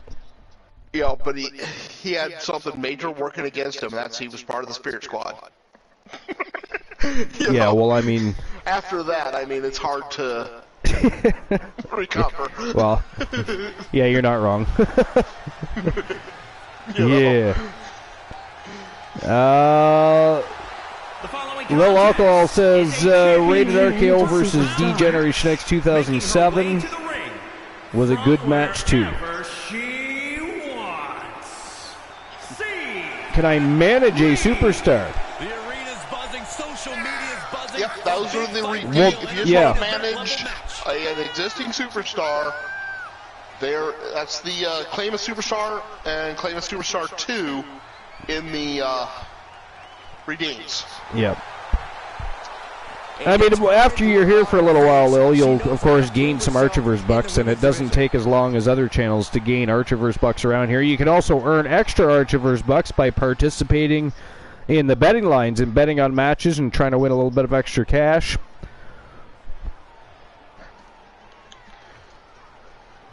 Impressive talent in the women's Number 5 on the list, actually, Lil mentioned John Cena versus Umaga, I 2007. also said, a world-traveled veteran of the game with over Yeah, I'll a be honest, decade I and a half of love- experience.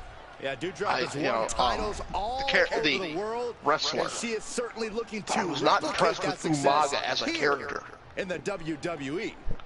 Not as a character, just as a performer, yeah. I mean, I was never overly... I mean, I don't know. And in a short time, Dewdrop has The proven to thing be I a hated the main most was event his caliber when he competitor had the Samoan with a spike move. great future in store. Now again, That would if be very painful. it would be if you were able to actually pull it off, and you would have to have already had a fatigued opponent to make that a little more possible, I think, in that circumstance. But I just think he could have had. Now he did other things too, right? He did the Samoan driver and other things too. That was just one. So he was versatile, I guess. But no, I agree. I didn't like the character, but I loved him as a performer. He was intimidating. He was a presence, but I don't know. He just. I don't know. I can't put my finger on it. I never could. To me, that was one of the worst managers ever. You know, can't think of his name now, but Yeah. you know, I just as an on-screen manager, he sucked. This early on. Well, yeah. What kind of headspace do you need to be successful sorry. in a disqualification match? Lil says John Cena and Umaga was one of the bloodiest matches of New Year's Eve Revolution history. Anytime you waste second-guessing yourself, it's time for your opponent Very to get their possible. hands on He says he also subbed him. I'm going to assume he means followed. Well, not the hair, anything but the I don't see a sub. Unless he subbed on YouTube as well. Oh, that could be, yeah. That could be. Probably what he's talking about. But yeah. But anyways, so you're John Cena versus Umaga is your next topic of discussion. Well, that pretty much my viewpoint on it. You know, I subbed on number Twitch with 4 on the Prime. list. Steel cage match. Jeff Hardy versus Johnny Nitro, 2007. You know, so a lot of these are from 2007. Lil says I subbed on Twitch with Prime. I just don't think it's come through then yet, but we haven't seen it come through yet. That's all. But thank you for the Prime sub, Lil. Appreciate that. That is awesome. Yeah, you only get one of those, so that's That is awesome. Yep, you only get one Prime sub, and you chose to use that on the Archiverse TV, and we all appreciate that, not just myself, by the way. The Archiverse is a community first and foremost, so we all appreciate that. Actually, Lil, that was for the Intercontinental title. We will grow strong and our communities will remain strong by our constant support for one another's endeavors. With success. All right. Oh man, I'm gonna have to find something, clip on this. Yo, Krondos!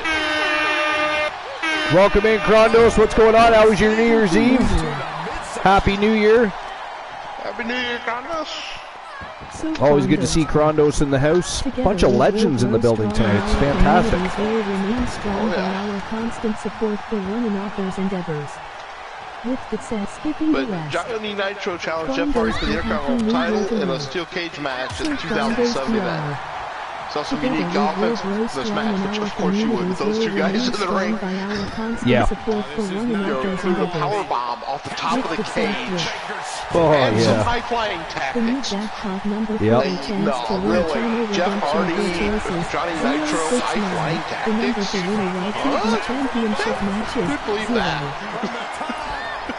Yeah, I mean, Jeff Hardy and John Morrison. I could watch, I mean, I could literally watch those two wrestle different matches all day long.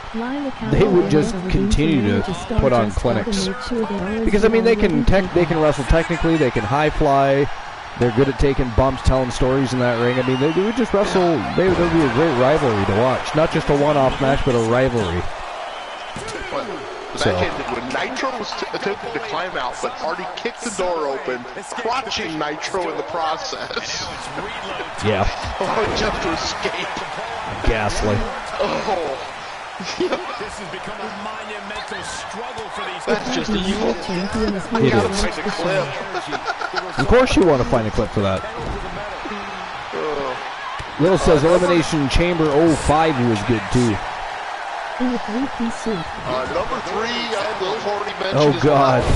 Krondos. RKO versus DX 2007. Krondos says the Archiverse World Champion is here to watch the show. Oh my God, he's opening his 2023 chat comments with boasting. Of course, he's talking about one awesome Ted Cobb, which, by the way, again, congratulations. That was absolutely awesome that he. I mean, he's a YTD sensation. That he's the first YTD sensation to become the Archiverse World Champion. That was awesome, just awesome. She's sliding back into the ring. In a three-piece suit, watching the show in a three-piece suit is Krondos PR, and Ted is in the building. What you wish for, LOL. Soul Embers, Krondos, careful what you wish for. Soul Embers says. I think I see a feud beginning there, Glenolo. Uh-oh. Number 3, we got our great RKO versus DX 2007, which I believe was mentioned. Yeah, I think so, yeah, actually. And, that's the one where Triple H ruptured his quadricep tendon. Yeah. Yep. But I mean, technically overall, because of the the layoff and he was able to get healthy in more than one way, not just rejuvenate that and recover from that injury, but he came back and was twice the superstar. So yeah. Number 2 is Elimination Chamber 2006. So Saunders. Together we will grow strong and trying to remember that one. Cena, Angle, Carlito, Chris Masters, Kane, and Shawn Michaels. And Shawn Michaels, yeah, okay. You will need to get past Bubba first. Engraved now as the I mean, almost any match with Shawn Michaels, is going to be a good match, really. Oh, much less add anybody else into the mix, so. I've always been a big fan of the Elimination Chamber. I like that match. I do too. I like it. I like it better than Hell in a Cell, to be honest. Yeah. And I love the way it was brought in. The way that Bischoff kind of hyped it. Yeah. Will says, I will crush Bubba. Oh no. Soul Embers. What says you? Manager in the place. Chrono says the hottest manager in the place. That's another focus. What's up? We're about to find out. Oh my goodness. But yeah, anyways, Yeah, I've always liked the Elimination Chamber matchup. I don't know if we need an entire pay-per-view premium live event or anything else dedicated to it. You know, I think the Elimination Chamber has a place, but I don't think it belongs in an entire stream preview or premium live event centered around it. With you, with the exception of TLC, which I thought was a great pay-per-view, you know, because it had a lot of options. You can still fit the theme. Yeah. Elimination Chamber, Hell in a Cell. There we go. Pay-per-views. Ladies and gentlemen, that is, sorry to interrupt, but ladies and gentlemen, that is it. That is all. The winner of the match. And moving on to the semifinals to face Britt Baker, DMD from Team Dogface. Claire Lay is your victor. And again, I'll mention, as I did earlier, a former WCW Women's World Champion is Claire Lay. So moving on to the semifinals to face Britt Baker.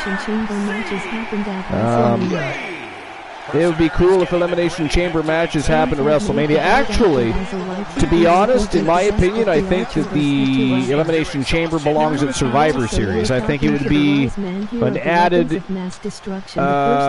intriguing storyline build around the Elimination Chamber, and then, of course, you have your traditional Survivor Series matchup. So it's just, I think it would be an added element of intrigue and interest in general. Make people invest in the Survivor Series a little more, because Survivor Series has been kind of meh for the past 10, maybe 15 years.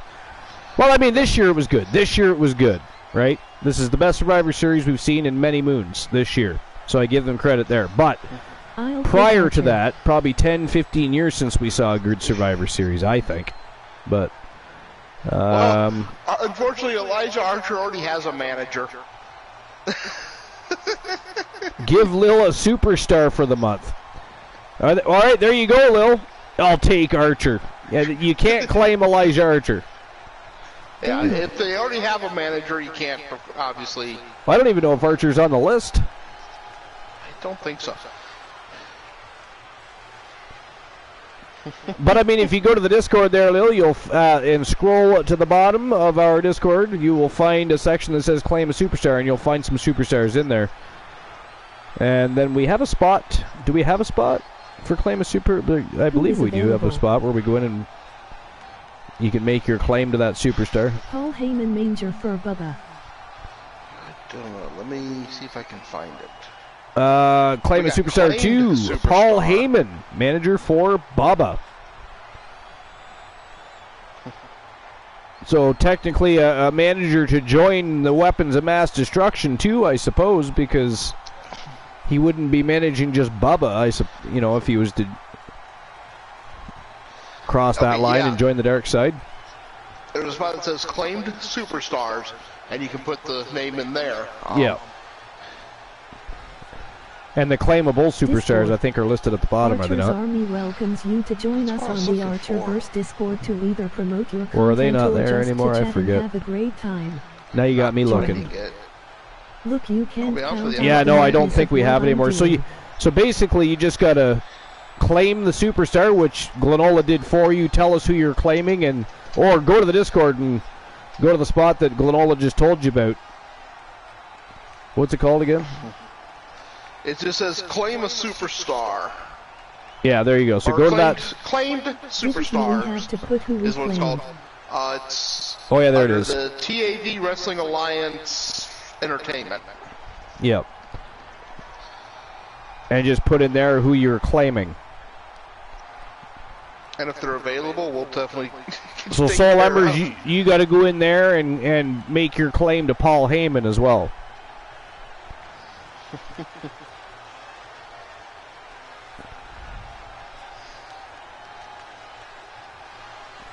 All right, so anyways, congratulations to Team Dogface and Claire Lay. Claire Lay moving on to the semifinals to face Britt Baker, DMD. Let me go ahead and issue the payout for that last match before we move on to the third match of the quarterfinals. And number 1 on the list was Elimination Chamber 2005. Elimination Chamber 2005. Was that not just mentioned? No, 2006 was number 2. Oh, okay. No, I meant by somebody in the chat. I think Lil might have mentioned it. Lil had mentioned that one too. Yeah, okay. That was Triple H, Batista, Randy Orton, Chris Jericho, Chris Benoit, and Edge. All right, there we go. Payment's been issued for the last match. And I'll get the betting line open for the third match in the quarterfinals here. Oops. All right, so who moves on to the semifinals? Is it going to be the Wolfpack Gals member? WWE. Former Triple Crown and first ever and only Triple Crown Women's World Champion, the Diamond Ashley Marie from Team AMC Me. 0.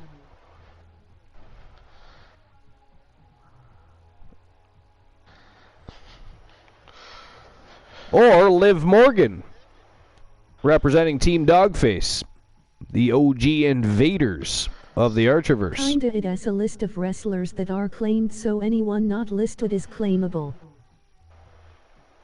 And there we go. I'm going Ashley Marie, and this time I'm actually going to vote without worrying about arranging payouts for people. I am not voting against Ashley Marie. You're gonna. So there you have it. Glenola is putting a big chunk of Archerverse bucks on the Wolfpack Gals member Ashley Marie. And here we go. Without further ado, who moves on to the semifinals? Is it going to be Ashley Marie or Liv Morgan? We are going to find out right now. Let's go. It is go time. The list of Archer has not been in effect yet, Krondosper. The list of Archer has not been put into effect yet, no, but it will be. How dare you stir the pot? I will get it going right now, and I'll put your name on it. Who said that? The list of claimable superstars is not on Discord at the moment. We'll have to, Can't he claim me, LOL? get something made up there. I claim Joe Link. You cannot claim Joe Link. Everybody's got jokes tonight. Lil says, go Liv! We got a Liv Morgan fan in the house. I mean, to be fair, I'm a Liv Morgan fan myself. I like Liv Morgan quite a lot.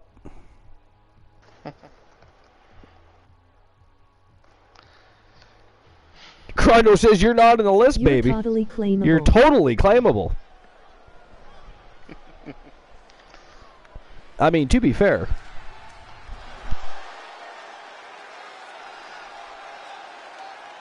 I voted for Liv. All right, here we go. Ashley Marie making her way to the ring. I'm sorry, did we finish your list? Yep. We did, okay. For a minute there, I couldn't remember if I was interrupting or not. Good, because I have a list of my own. I'm sure you have others, but I'm going to pop in a list here. This is the 10 best celebrity appearances in WWE. Because we're always talking about celebrities, guest appearances, and I always make my opinion on Drew Carey, etc. But, so, this is by Christopher Scott Wagoner. I mean, he really wanted to make sure that we knew who wrote that article. Gave his entire name there. Christopher Scott Wagoner. It's from sportskita.com. Now, this list is from last year, but I'm sure it'll be relevant. So for many years, professional wrestling was treated like a circus sideshow by the rest of the entertainment industry. Indeed, for most of its existence, the wrestling industry has been looked down upon and avoided by any but the lowest-ranked celebrities. That all changed in the 1980s when pro wrestling exploded onto the mainstream stage. The primary architect behind the water change was Vince McMahon Jr. when he took over what was then called the WWF from his father, Vince McMahon Sr. The first change made was to throw out the old regional model for the business Vince McMahon Jr. also reached out to then fledgling cable channel MTV in hopes of creating a connection between sports entertainment and the music industry. The gamble paid off, with millions tuning in to see the war to settle the score, a bout between Hulk Hogan and Rowdy Roddy Piper. The match also involved rocker Cyndi Lauper and 1980s icon Mr. T. From there, other celebrities have either been approached by WWE or sought out the company themselves. From Sugar Ray Leonard, who lost a fight to Gorilla Monsoon, to Aretha Franklin, who sang the U.S. national anthem at WrestleMania. Celebrities were lining up to be involved with WWE product, and here are the 10 best celebrity appearances in WWE throughout the company's history, ranked by how well the appearances was received by fans and critics. So that's interesting. They're giving us a specific criteria here. I'm very intrigued now. They're saying that the 10 best celebrity appearances throughout the company's history, ranked by how well the appearance was received by fans and critics. So that's interesting going on. I like that. All right, so number 10 on this list is Donald Trump. So long before he was elected the 45th President of the United States of America, which I'm sure you guys are all absolutely elated about. I'm sure you threw a party when he was elected, every single one of you. Actually, he was quite a controversial president, wasn't he? You know? I mean, and y'all thought that nobody could top the Monica Lewinsky incident. But anyways, so Donald Trump was known to audiences as the reality show host for The Apprentice and Celebrity Apprentice. Trump was brought in as a sort of rival businessman to Vince McMahon. McMahon and the storyline took their friendly competition too seriously, and the conflict was stirred up. Eventually, a proxy match was scheduled for WrestleMania 23.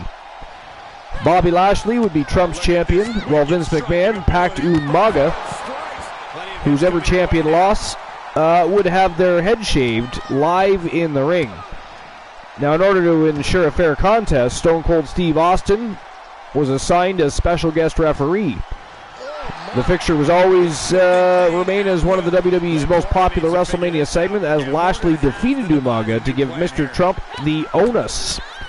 The trio of Austin, Trump, and Lashley then went on to shave Mr. McMahon's head bald live on television, much to the delight of those in attendance. I'll be honest with you, I think it actually should be ranked a little bit higher. I love that. Yeah, well, entire storyline.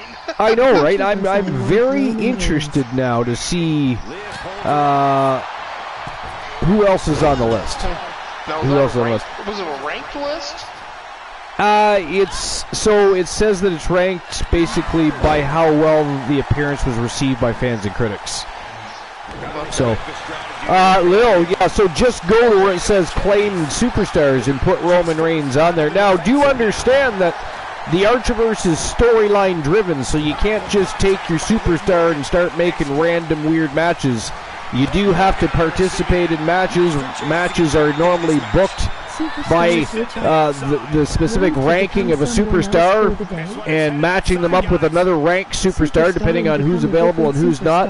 They work their way through. They have storylines and, of course, angles for themselves. And, kind of goes on from there. So just a heads up. We don't just have so you can't just jump Roman Reigns and say, I think I'm going to challenge the whatever champion, because he might not even be on the same brand. So that's another thing. You got to figure out what brand Roman Reigns is. And I'll tell you right now, he's on Wrestle Wars. So your first opportunity to manage Roman Reigns will actually be the first Wrestle Wars Genesis of 2023. The third season begins live Wednesday night at 10:30 p.m. Eastern Standard Time. So, yeah, just go to the Discord there, Lil.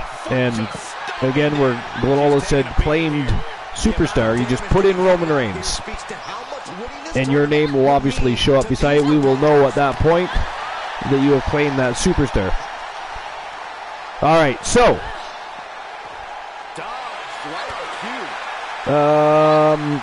Carlos says, Joe Link, get your housekeeper in my choppa.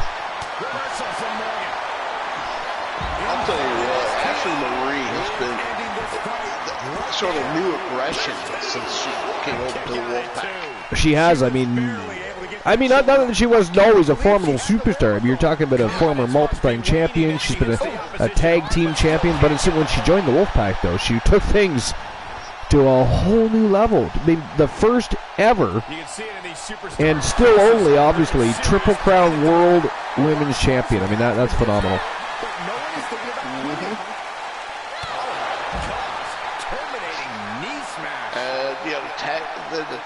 Have her tagging with the winningest superstar in Archerverse history. Yeah, exactly. I mean, a fantastic pairing, and they clicked immediately. It's like they were already tag team partners that just took a hiatus from one another and went on a singles run, if you will. And then, of course, you got the anomaly. Round out that particular group. Holy crap! What a flying sidekick! Right? The channel redemption of your choices. 069. The number to win a Chrono says Archie forgot the list. No, I'm just waiting until Glorolo is done with his perspective on things here. Sorry. No, that's just apparently Krondos is impatient. Wants the list continued here. So let's move on before he whines and cries like an impotent jerk, bends over and takes it up the tailpipe after you inform Alan Severn and Ward that he's been causing a ruckus, and they show up and treat him less than human, if you will. All right, so number 9 on the list is the Muppets. It was awesome. It really was. So in 2011, the WWE was experimenting with guest hosts for Raw. Some, like William Shatner, were well received, others not so much. A surprising turn of events led to a guest hosting gig by Jim Henson Productions' Muppets characters. Hornswoggle had some hilarious interactions with the stuffed puppet characters, but the funniest moment was probably the Celtic warrior Sheamus claiming to be genetically related to the red-headed Beaker Muppet, as well as two feisty old men, curmudgeons, who criticize every nuance of pretty much everything. The special Halloween night presentation was seen by many as a harbinger of PG era to the WWE. Just got to interrupt here for a moment. Ladies and gentlemen, that is it. That is all. The winner of the match. And moving on to the semifinals of this tournament, representing the Wolfpack and, of course, Team AMC Me, the Diamond, Ashley Marie, the Triple Crown Women's World Champion, is moving on to the semifinals. Congratulations to Team AMC Me and to the Diamond, Ashley Marie. All right, so let me issue the payout here for that. The Diamond, Ashley Marie. She earns the W against fierce competition. She worked hard for this win, and now she gets to enjoy the payoff. Absolutely. All right, there we go. 7,610 Archivers bucks were distributed. Thank you. Don't know who else this is. Wolfpack is good, but how many world champions they have? All right.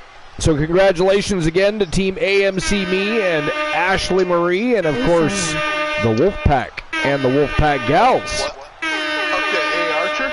Yes. Chronos just asked a question in there that's kind of interesting. Wolfpack is good. How many world champions they have? How many world champions does the Wolfpack have? Well, they have none currently. Yeah, but how many world championships they've held? Oh, have they held? Well, I'm just mentioning that, but yeah. Well, I mean, you can go to Discord and check the history of the titles, Krondos. Yeah. I'm gonna have to look that up. But is AMC Me still a champion? Yeah. Old, not held. Well, no, because you vacated the titles, and well, I didn't know she. about if she was still with Wrestle Reigns. either Wrestle Wars or YTD. I couldn't remember. No. She has lost all of her championships. No. That started happening before you vacated the titles. Yeah. All right, let's go. final match of the quarterfinals. Who is moving on to face Ashley Marie in the semifinals? Is it going to be She-Fiend, a.k.a. Sinister Fiend, or from Team France with 2 L's, Nikita Lyons? Who is it going to be? We are going to find out here in a moment, but let me get the betting line open. In the meantime, Glenolo, what do you think? No. She-Fiend or Nikita Lyons? She-Fiend. You're going with She-Fiend? She's, of course, part of the Fiendish Outlaws, also representing Team Joe Link, by the way. Fiend. All right, so Nikita Lyons, the other option. A former women's champion herself, by the way. She was WCW Women's World Champion.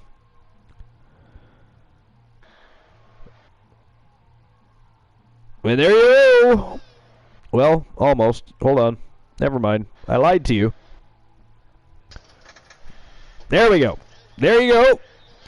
You got 5 minutes to make your bets. Is it going to be She-Fiend or Nikita Lyons moving on to that final spot in the semifinals to face the Diamond Ashley Marie from Team AMC Me? We're going to find out right now. Let's go. Sometimes I can't spell. All right, now we got to get back to the list. We don't want Krondos to have a coronary, so. Just one quick question. Okay. Are these going back all the way to 1.0? Yes. Okay. So it looks like 6 world championships. Oh, I forgot to do the ladies. Yeah, you got to check the ladies as well.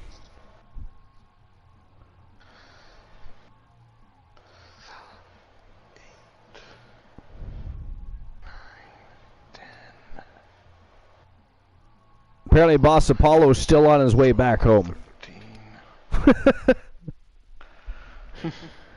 I just thought of that now. I thought I'd make mention. Throw it out there. Throw him under the bus. Well, currently we're at 18, and now to check the ladies for WCW. Oh, good God. Oh, the ladies had a lot of them. 19, 20. And now we have a Lil TX1 in the chat room. Welcome in, Lil TX1. Welcome to episode number 432, our first show and first Gold Rush tournament of 2023. Internet de Pedaria. We're just about to finish off the quarterfinals. We're about to find out who's going to move on to the semifinals and the final spot in the semifinals as we work our way through this Gold Rush tournament for the Women's WCW World Championship. Incidentally, the 3rd season here at the Archiverse begins Wednesday night, 10:30 p.m. Eastern Standard Time, when we hit the air running with Wrestle Wars Genesis, and it is going to be a thrill ride of a night. Championship matches all night long to start the new year off with a bang, so you're going to want to make sure you're there for the first show of the regular season, the 3rd season here at the Archiverse. It's going to be a busy week. We got Wrestle Wars Genesis, we got Starrcade, and you never know what's going to happen on Starrcade now that the Wolfpack is in control. And of course, YTD Academy Live makes its return Saturday night. So it's a busy week. It's going to be an interesting week. And of course, we're working our way to our very first award show, where we're going to induct some very deserving people into the Hall of Legends. And of course, very soon we're going to have new people eligible to go to battle over the Legends Championship at YTD Academy, Glenolo. Very interesting. It's going to be a lot of fun. English. Oh, and Krondos, if my count is correct, 22 combined. Oh, Lil TX does not speak English. You speak Spanish, Lil TX? KKK. Oh, there we go. Krondos is all over it for us. Thank you very much, Krondos. He is Brazilian too. He is Brazilian. Okay, so you let him know that we appreciate him being here. And you make sure that he knows that he is in the exact spot he needs to be for the elite in professional wrestling, because we are the very best in fantasy wrestling excellence, bar none, period.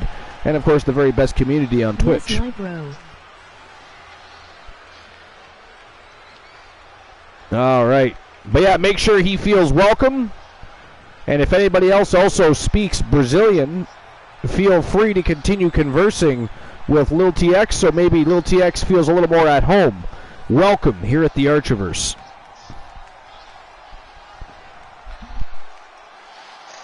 Archiverse has fans everywhere. Brazil, Denmark, Germany, the UK, the United States, all over Canada. It's fantastic. Yeah. Didn't we have somebody who was here from Japan for a while there? Yes, that's true. I can't think of what the name was. I'm trying to think now too, yeah, but I know who you're talking about, yeah. I believe they still stream from is it the Japan Hobbyist? Is that what it was? Don't remember. I can't remember now either. But I believe they're still on Twitch. I'm not sure how often they're streaming though. But yeah, 22 combined championships if I'm counting right. How many? 22 combined. Wow. And that's not mid-card. That's not counting all the mid-cards. Wow. It's the world.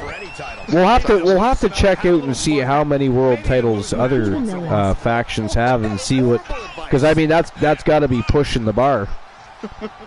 Yeah. Majority of them were actually for the women's title. I mean, that's phenomenal. All right, so before we get too far into the rest of any of that, let's get back to this list. Krondos is going to have a corner. He's going to die right here on the channel if we don't get back to it. You can just tell he's probably red in the face right now. He's got smoke coming off his head, just waiting to get back to the list here. So, all right, so to continue the Muppets part of that segment, the only reason that this guest didn't appear higher, as Glenola actually suggested, funnily enough, is the surprising decision not to have John Cena extensively interact with the Muppet characters. Given his appeal to children, WWE might have considered a longer segment with them. Many critics believe that the guest host setup of the WWE did more damage to the business than good, but the WWE always saw the business side of things and they didn't complain. Number 8 is Iron Mike Tyson. Now, way back in 1988, the Attitude Era was in full swing. That's supposed to say 1998. But anyways, was in full swing. Stone Cold Steve Austin was by and large the face of the company, even though he had never held the World Heavyweight Championship. That was set to change at WrestleMania 14, where Shawn Michaels was set to defend the championship against Austin in a match many saw as a change of guard. However, the WWE wanted to make it seem as if Austin might not be able to recapture the vaunted belt. Mike Tyson was assigned as a special enforcer for the HBK Austin match, but shortly before the event, Tyson would reveal a D-Generation X t-shirt and even join Triple H and HBK for the famous X-Chop. This cast doubt on Austin's victory, but at the pay-per-view, Tyson would pull a double turn and betray HBK. When Shawn Michaels tried to berate Tyson, Iron Mike laid him out with a brutal haymaker. Number 7, Chuck Norris. Chuck Norris, a legendary martial arts movie star and internet meme icon whose career stretches back all the way to the 1970s. Chuck Norris parlayed his success in the martial arts world into an acting career. His first role came in a Bruce Lee film, Return of the Dragon, which is actually called Way of the Dragon, where the two icons fought in the ancient Roman Colosseum. Norris went on to star in dozens of movies, including the famous Missing in Action series. By the 1990s, Norris was starring in his own television show, Walker, Texas Ranger, which there's actually a new Walker, Texas Ranger show. I haven't watched it yet. I don't check it out. Me too. I know it has the gentleman from Supernatural in it. I am hoping that what they decided to do is like make it work with Walker's kid or something, you know? Yeah, well, I mean, Walker's together.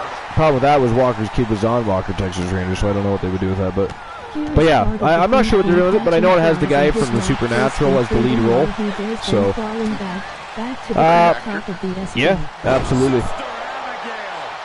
So anyways, the show was so popular, WWE invited Norse to be the outside enforcer at Survivor Series in 1994.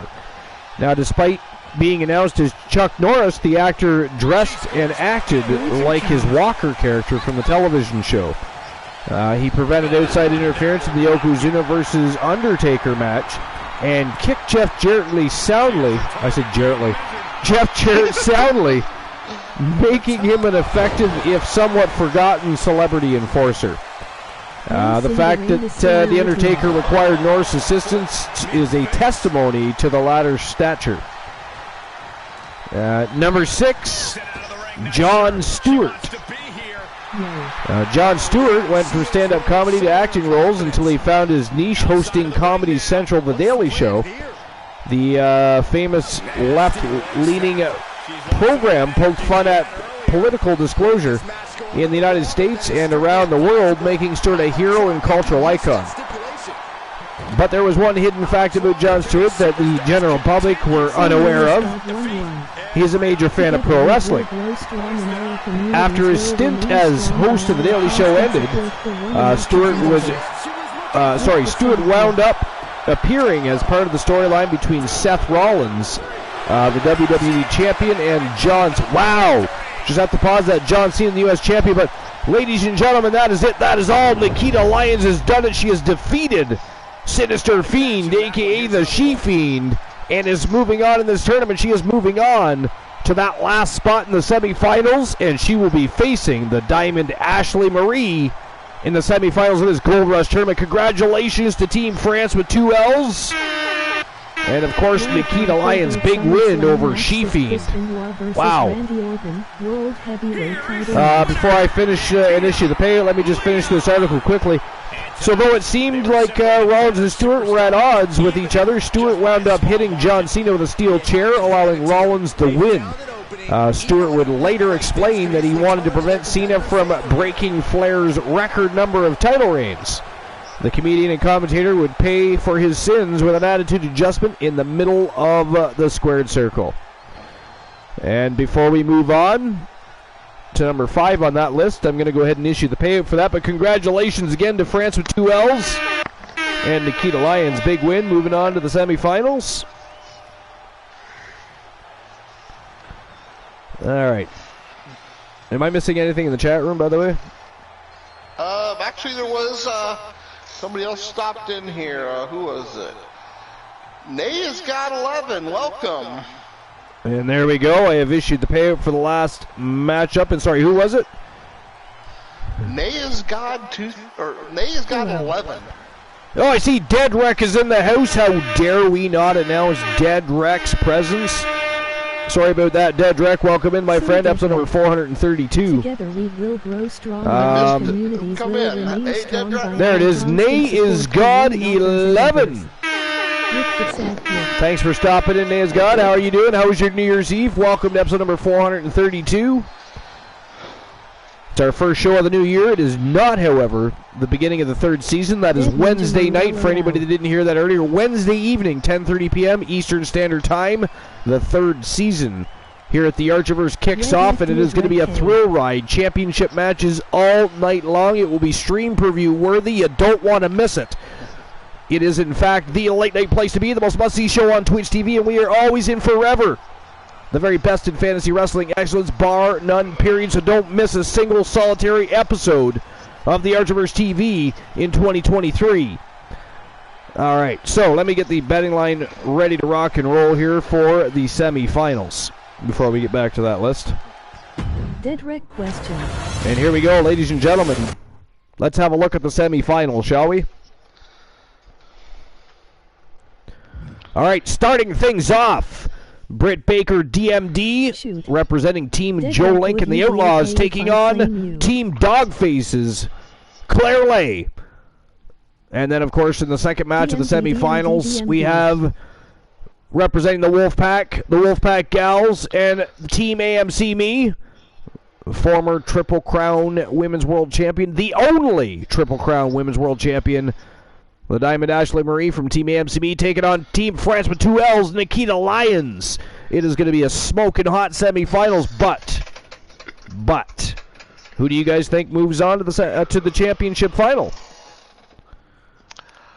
Don't forget, there is no reigning defending champion. The WCW titles were vacated by the Wolfpack and of course Alan Severn, which means whoever wins the final matchup is the champion. There is no championship final.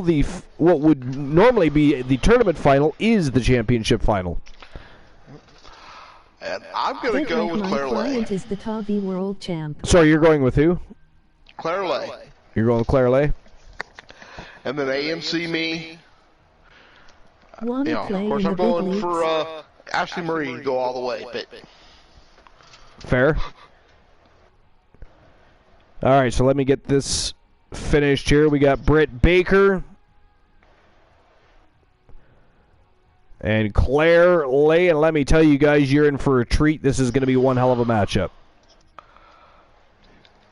In part of the doghouse, weapons and time permitting, seeing how things are going so smoothly, and things are moving along quite nicely, because, I mean, we are only 2 more matches away from the finale of this tournament. Perhaps Team Glenola, the Wolfpack, and Alan Severn might have another matchup for a go-home happy match after the conclusion of the tournament. We will see.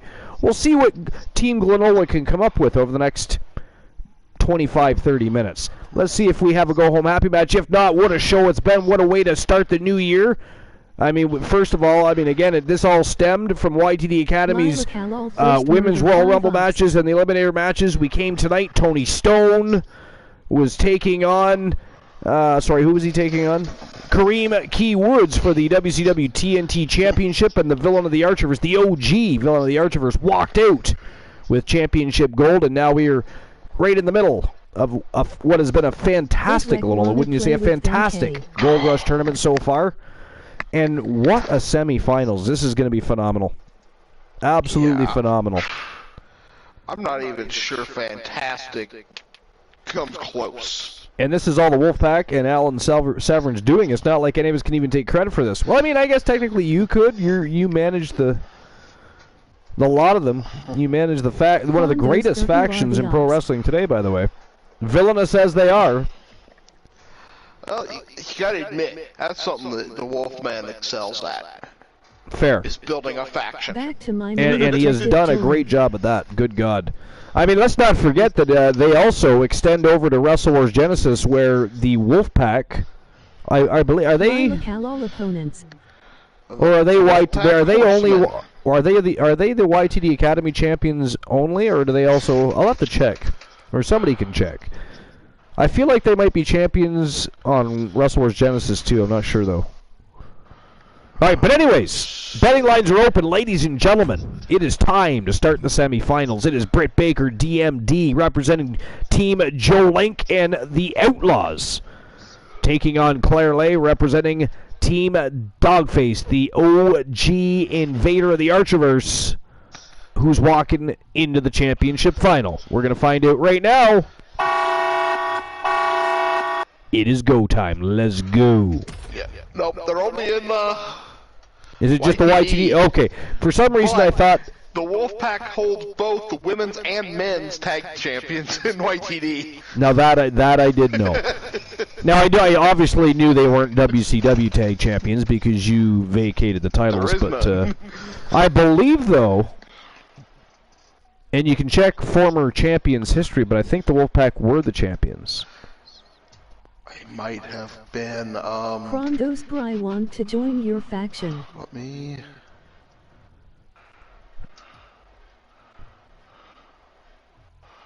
There we go. Champs. I believe Krondos said he wants to join somebody's faction. Now, for some reason, my chat decided to delete itself. No. Lil wants to join with Krondos. Oh, Lil wants to join with Krondos. Interesting. Well, I mean, Lil, do you know Krondos BR? Because I mean, Awesome Ted Cobb is intertwined in so much going on in YTD Academy and other such things at the moment. It is definitely up to Krondos whether he wants to have a tag team partner or begin a faction. So make sure you discuss that with Krondos. If I'm right, it's the top is the latest and it works backwards. So Tons of Funk was the previous champ, or one of the champs. And for those that haven't already seen it, there's a good look at the brand new World Championship. And of course on Wrestle Wars Genesis, the women's and men's championships are identical, putting prestige and value on both divisions. Beautiful championship belt. Smash everyone in our way, you in or you out. Britt Baker, DMD, looking to become a double champion tonight, looking to become only one of 5 people, I believe, if I look, could be 4, to hold both the Archiverse Women's World Championship and WCW Women's World Championship at the same time. And I would have to go back and look, but I believe it's either 4 or 5 women in history have done that. I want to say Rose Brewer for sure, Ashley Murray for sure. I want to remember if Jennifer, she's held both yeah, titles. she Did. Yeah, that's what I'm trying to remember too, because I was just going to say Jennifer Wolf also held both of those titles. Because for anybody that doesn't know, Starrcade and Wrestle Wars once a month at Stream Previews have their champions going head to head to try and take each other's championship belts away. So it is possible for a Starrcade champion to hold a Wrestle Wars title belt, and vice versa. Let's see. Will says, want to make one? We can run 2 shows and smash everyone in our way. Well, I mean, you can't just run on 2 shows. It doesn't quite work that way. Yo, Honey Bee Wrestling in the house. Queen Bee is here. And, of course, we all know that Honey Bee, one of the newest champions on the block. Honey Bee won the Women's YTD Academy Grand Prix Wrestling Championship. Congratulations again, by the way, Honey Bee. And can we get one of the special shout-outs for Honey Bee as well? That way, if anybody isn't already following, because it pops up that option to follow, and I like that. I like both, though. I like both of the shout-outs. I like Little, I really do. I am partial to the old one. But I also like the new one. It does serve its purpose. All right, so anyways, before Kronos starts yelling at me, Kronos, settle down. Give me a moment, for God's sakes. We'll get back to the list here. He's so pushy, Glenola. He's so testy. All right, number 5, Drew Carey. And we all know I've made my point. I know. For fuck's sakes, why does it have to even be on the list? I think it's listen, a little high on the list. Here's my problem, and I'm sure it's unpopular, and I apologize to those that love Drew Carey, okay? But I am... Holy shit! Wow! Britt Baker already took out Claire Lay via tap out. No fucking way. That is insane. Did anybody in their wildest dreams think that would happen? See, tournaments are full of surprise. Who was I talking about with that earlier? It was in somebody else's channel. I said tournaments are awesome because they're unpredictable. The best of the best can show up and lose on any given day in a tournament. Claire Lay, one of the best in the world, just lost to another one of the best in the world, to be fair. Former YTD Academy Grand Prix Wrestling champion is Britt Baker. Also a former WCW Women's World Champion and current reigning defending Wrestle Wars Genesis World Champion. She is now moving on to the semifinals, the championship finals for the right to fight for that vacant WCW Women's World Championship. That is awesome. Congratulations, Team Joe Link. And congratulations to the Outlaws. What a big victory. I cannot believe she starched Claire Lay. That is fucking crazy. Wow. I don't even know what else to say. It's just crazy. Did you expect that to happen? We Not literally that just spent how long building that matchup? Minion. You know what I mean? We built that matchup like it was going to be this great battle, and she got starched. Yeah. Starched. But anyways, all right. So let me get the. I'll get the payout issued for that. Give me a second while I do that. But yeah, with Drew Carey, I gotta say, I enjoyed it. Now I think it's ranked too high on the list, but I got a kick out of it. I mean, I'm not. I got to get back to that part of the damn article, but I first of all, I never found Drew Carey that funny. Man and Minion. I don't care for him being part of the, or sort of the host of The Price is Right. I don't know. I've never been a Drew Carey fan. So the fact that he showed up on, one of my favorite wrestling programs made me want to vomit a little bit. Not as much as, Donald Trump, but... Because I did not... I know him and Vince McMahon are friends, I get that, but I did not care... I did enjoy watching Vince get shaved bald. I'm not going to pretend that I didn't enjoy that, but... I've never been a Donald Trump fan, much less, have him on an episode of Monday Night Raw, so. All right, so who moves on to face Britt Baker? DMD. We got Ashley Marie from the Wolfpack Gals. And, of course, we've got Nikita Lyons, both former Women's World Champions.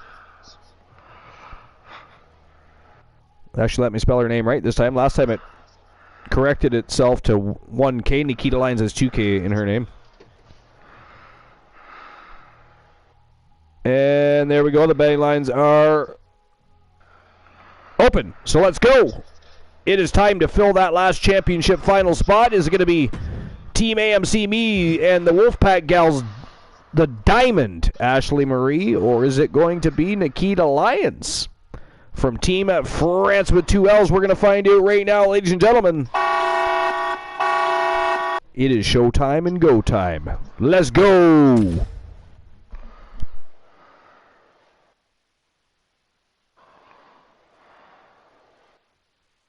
I got to tell you, I'm pretty pumped. This has been an exciting tournament. So many surprises tonight already. I mean, I can't believe, and I know we just talked about it, but I can't believe that Britt Baker starched Claire Lay like that. Like, what the fuck just even happened?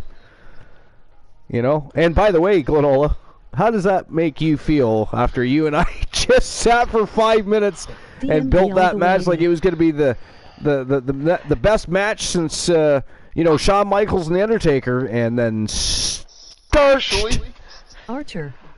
Actually, feel pretty good because it just shows the quality that is on Fair. Starrcade. Golden Gamer! You can never predict what's going to happen. What's going on, Golden Gamer? Welcome into episode number 432. Happy New Year. How was your New Year's Eve? Another legend of our community. So many fucking awesome people here tonight, to start the new year. Fantastic. I love our community so much. We have so many good people. Great streamer teams, great superstars. You put it all together, and that is why we have such great shows each and every time we have an outing. Why we are the late night place to be, the most must-see show on Twitch TV, and of course, without a shadow of a doubt, the very best in fantasy wrestling excellence, bar none, period. It's not because of any one person. It's most certainly not because of Archer. It is because of you guys, the community. You guys are all fucking legends. You're awesome. That's one thing. I mean, the Archerverse is an amazing community. It is. Though, I mean, you've worked hard to help make it an awesome community. Yeah, so listen, you have to have some credit too.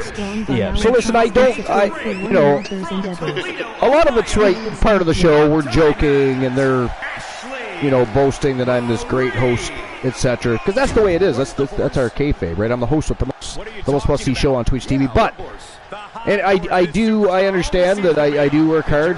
I get that, but so does everybody else that works with me. See, that's the part Glenola doesn't tell you is Glenola and I talk about things.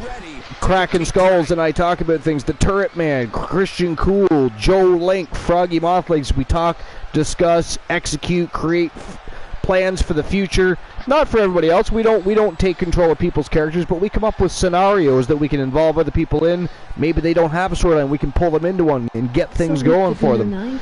But it's not just that. We've got the Turret Man that helps make logos. Christian Cool helps make logos. They also help make emotes.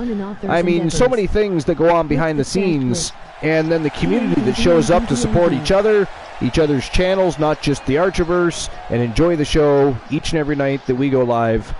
You know, it's one of the reasons I can't take any credibility for the Archiverse is because it is simply just such a great time, and it's not just because of anything I do, it's because of what we all do in unison to make this such a strong, great community to be a part of, and a fun place to be because, well, you guys are fun. You guys are great people. You're good human beings, and that's what makes the Archiverse such a nice place to come, relax, chill out, and have a good time in.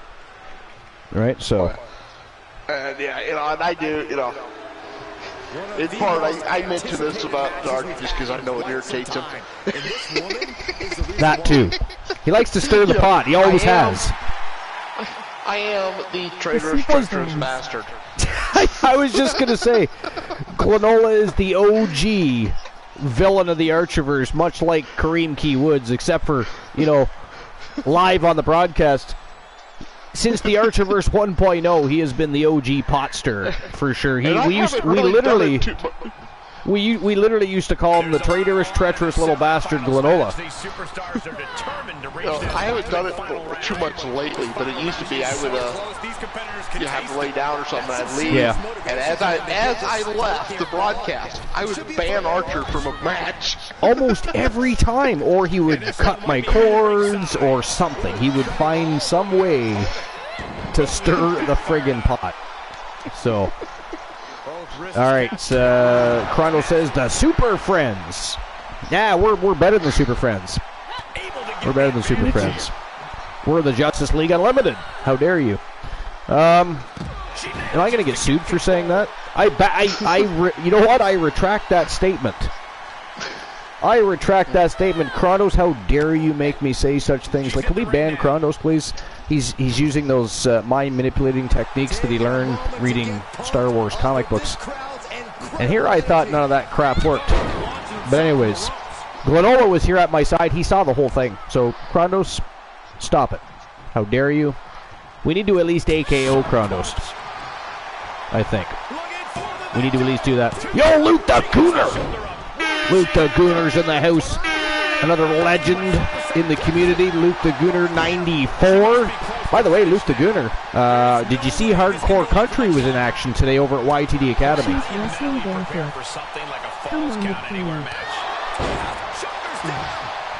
Krondos, how dare... Alright, where's my... Joe Link, can we AKO Krondos, please? How dare you try to AKO the host with the most? That is ghastly. No. You do it this way. Krondos is very quickly... I mean, I think he's trying to become the new Glenola. It is ghastly. There we go. Krondos gets AK. Oh my God, Nikita Lyons. I mean, she didn't start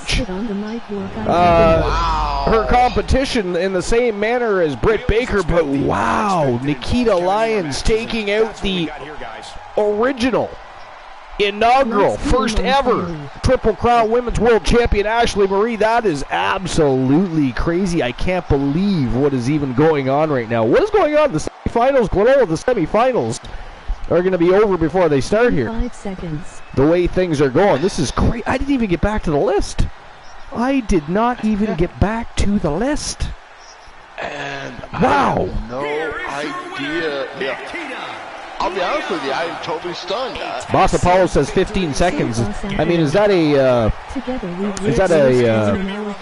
poor sexual episode you had, or are you joining us in 15 seconds? I'm not really sure what he's talking about there. Gold Gamer says, how does spit on the mic work? I have enough. Golden Gamer, you simply redeem it, and then on our next broadcast, you simply join us. Now, you do have to send me your, or you have to add me to the PlayStation Network. And if you don't have PlayStation, we can arrange it so that you can be added to the voice chat on Discord. We are capable of doing that too. We do like to use the PlayStation app when available, but the match was 15 seconds. So are you correlating that to your, poor sexual episode on New Year's Eve?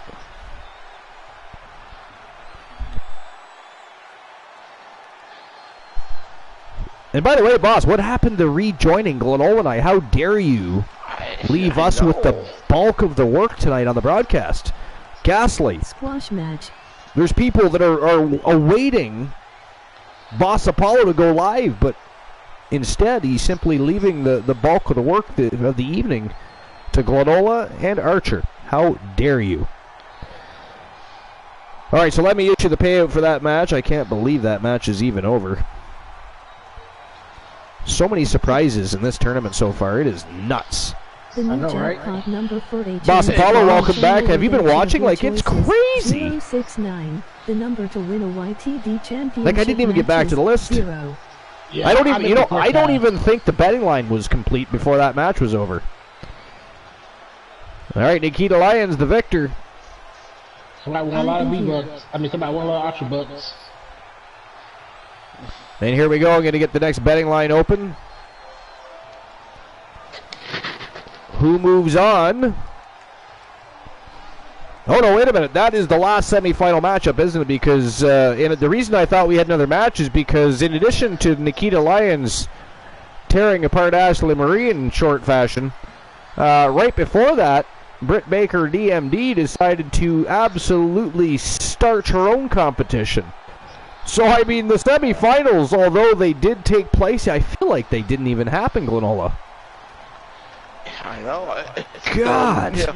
So it's not who moves on to anything. It's who is going to walk out the champion. Mm-hmm. Wow. Unbelievable.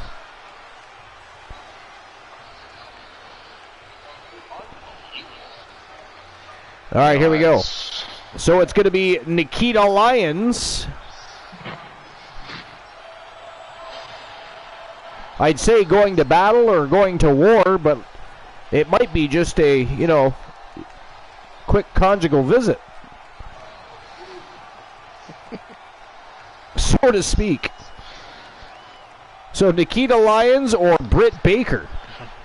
Now, we are not discussing Christian Hart. That's true, we are not. Just to be fair, we're not discussing Christian Hart's love life. Although, I can understand how you might correlate the two. Well, you did say quick conjugal visit. Quick, yeah, All right, here we go, ladies and gentlemen. I'm going to get the bang line open for you right now. Who is walking out the Women's World Champion? And by the way, congratulations to Team France with 2 L's and Nikita Lyons. Here we go. Championship final. Already. I have no idea how we got here so fast, but we did. But here we go. Dr.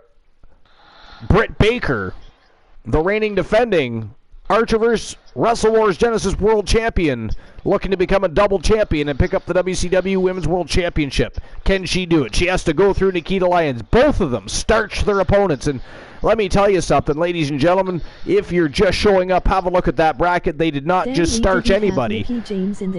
Nikita Lyons starched the first ever Triple Crown Women's World Champion, and Britt Baker knocked off the former 2-time Women's World Champion and Claire Lay from Team Dogface. It was sensational performances, starched their opponents. Now what are they going to do against each other is the question. Who's walking out the Women's World Champion? Britt Baker or Nikita Lyons? We are going to find out right now. Because it is showtime and go time. Let's go. Good God. I mean, how long is this going to match? I mean, is this going to be a record championship matchup? I mean, I'm hoping we get because of who's involved. I mean, actually, considering who was involved in the previous two matches, I would have liked to see some good battles. I cannot believe what just transpired in the semifinals, but let's hope that this is the war we've been waiting for. All right, back to the list. Before the friggin' whole show's over, we don't even know what's going on. All right. So back to Drew Carey. In 2001, comedian Drew Carey rode high on the success of his widely popular sitcom, The Drew Carey Show, which I also did not like. It doesn't say that. I said that. The program is well known for having outrageous or even downright silly is most likely. Storylines such as when Drew's secretary drugged him and had him shipped to China. Much like Jon Stewart, Drew Carey was a big wrestling fan. He was invited to the Royal Rumble or just a special guest, but after a conversation with Vince McMahon, Carey wound up booked into the Battle Royal himself. When Carey asked if the match was hard, Vince replied that he himself had won it, which was true. The insertion of Carey into the Rumble was one of those anything can happen moments in the WWE. Drew Carey came face-to-face with Kane and tried to bribe his way into the beatdown with cash. Kane, of course, had no interest in the affairs of moral currency and was about to chokeslam the comedian straight to hell when Raven inadvertently saved the day. Carey eliminated himself from the match, probably the best decision he'd made all night. Drew Carey is also a WWE Hall of Famer who was inducted into the celebrity wing of the event. That part I didn't agree with. Yeah, no, neither did I. I mean, I understand having a celebrity wing, but make sure they're prominent stars. If they've only been to one WrestleMania, they don't belong in the Hall of Fame. I'm sorry. Like, I can understand Muhammad Ali, Mike Tyson, but again, they were in more than one event with the WWE, not just one appearance at WrestleMania. So, I mean, I don't know. I'm not going to go on too much more of a rant. I could rant all night about that one because, again, I'm not a Drew Carey fan. But number 4 is Floyd Mayweather. Floyd Mayweather is one of the most accomplished boxers in the history of the sport. His techniques and speed have made him a very wealthy man, and his fame spread beyond the world of professional pugilism. Fans were intrigued when the rumors started circulating that Mayweather might be making his in-ring appearance at WrestleMania, but when his opponent wound up being the Big Show, a man who dwarfed him by 300 pounds, the level of excitement went through the roof. The match was hyped by Show kneeling down and begging Mayweather to give him his best shot. Mayweather obliged, breaking the Show's nose and setting the stage for a no-holds-barred match confrontation at WrestleMania. Mayweather won the hardcore match, making him undefeated in both the WWE and at WrestleMania. An egregious accolade indeed, though much happened to the Show's charging. Big Show has been WWE's lab rat for facing celebrities from different walks of life. Aki Bono, Floyd, Shaq are just some of the popular names. Number 3. A title coveted by legends. And look at that beautiful championship belt vacant, and is soon going to once again have a champion and a champion's waist to sit around. Nikita Lyons, Britt Baker, DMD, let's go. All right, number 3 is LT Lawrence Taylor. And actually, I really enjoyed that. I did like Lawrence Taylor. I was a big Bam Bam Bigelow fan, and I thought they pulled that off quite nicely. But anyways, our next entry in the list features the first and only main event appearance by a celebrity in WrestleMania history. Ironically, it was also the first and only main event appearance by Bam Bam Bigelow. Lawrence Taylor was on top of the pro football world in this era. His athleticism, charisma, and no-nonsense approach made him a hero to children all over the U.S. LT, as he was nicknamed, also by a big fan of professional wrestling and the WWE in particular, so he jumped at the chance to wrestle at WrestleMania. The build-up was expertly handled. LT was ringside for the Royal Rumble and laughed when Bam Bam Bigelow was eliminated from the event. A confrontation at ringside led to the match being made for WrestleMania 11.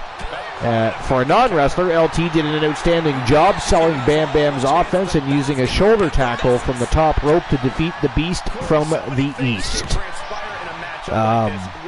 Yeah, again, I was a big fan of that. I thought it was well done. I thought they both did a good job in the story building up to that point. It was all well done.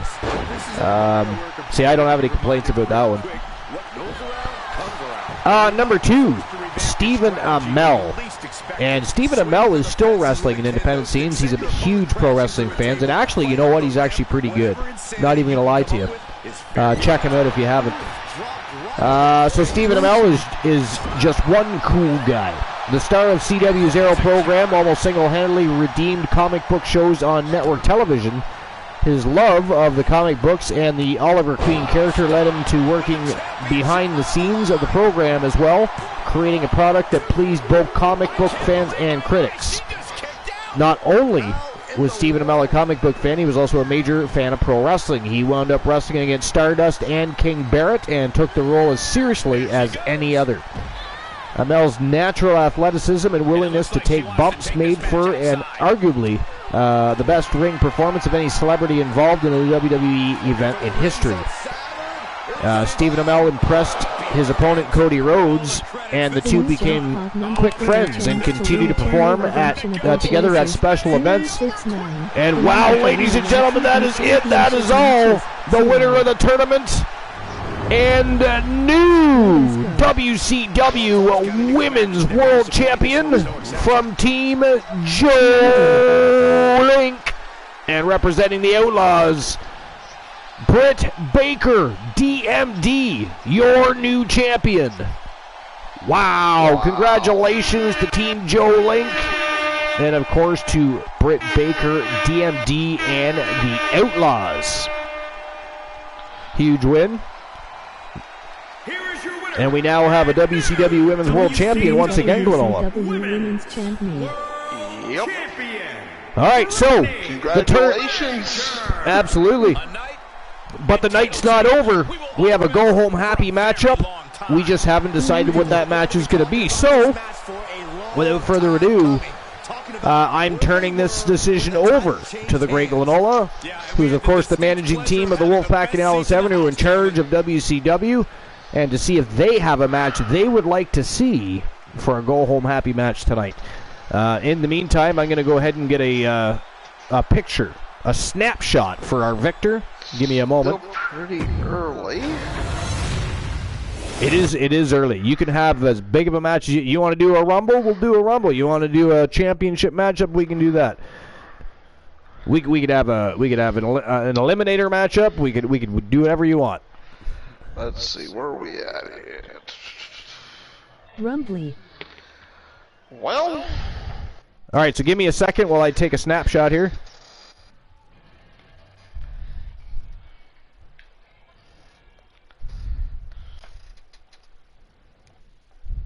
Just about done.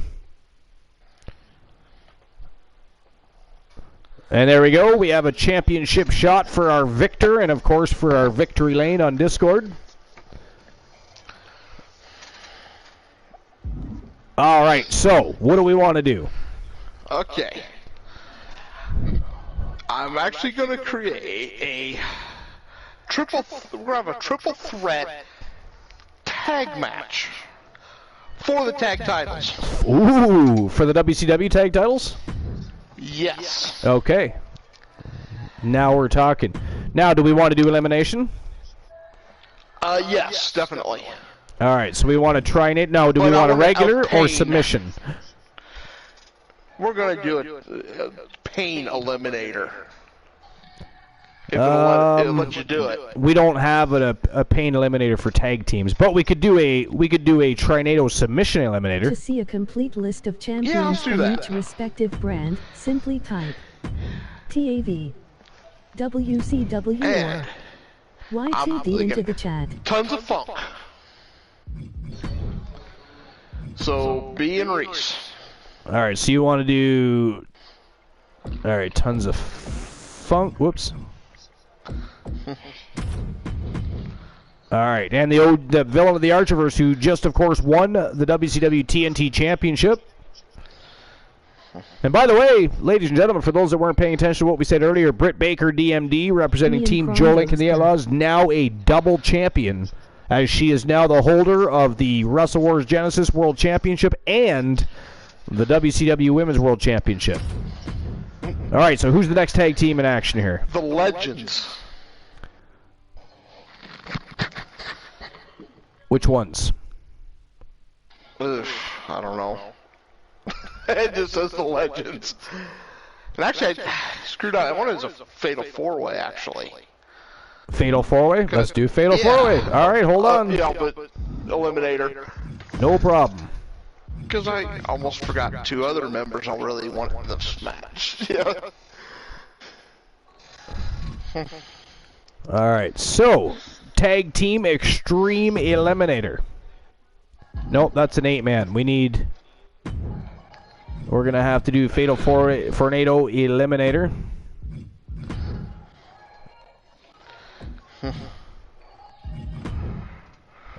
All right, and you said Tons of Funk first, so let me get Tons of Funk back in there.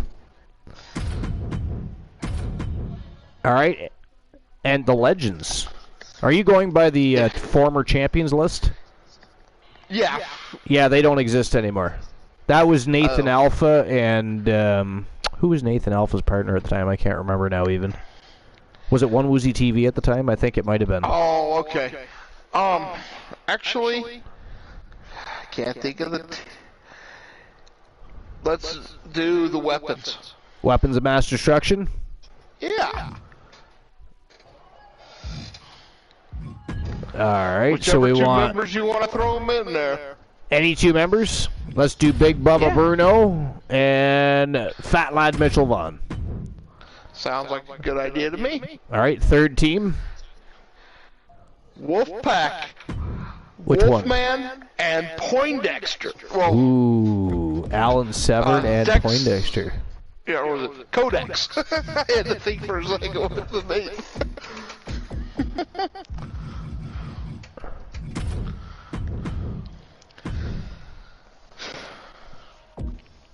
It wants to automatically go to one of the Starcade people.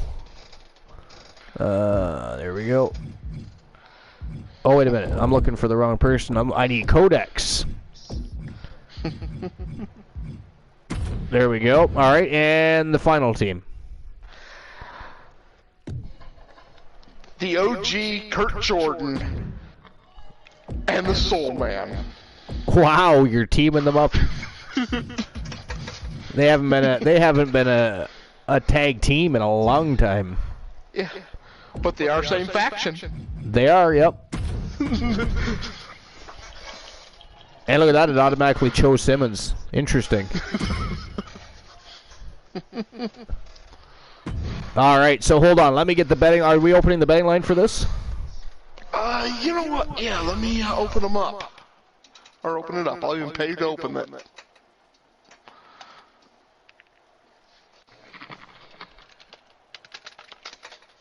Open it.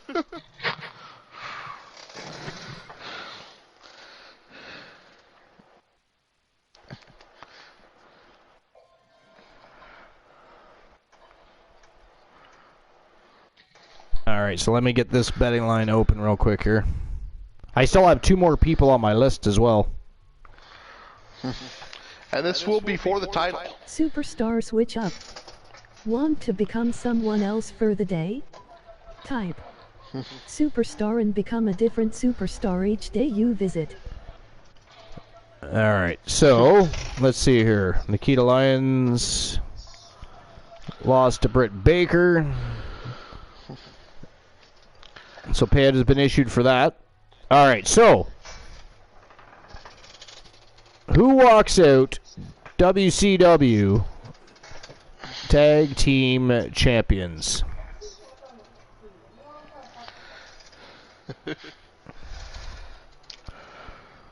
Is it going to be Tons of Funk?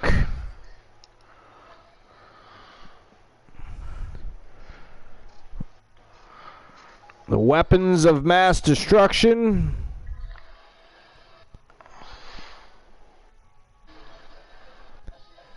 The Wolfpack. Or Phenomenal Soul.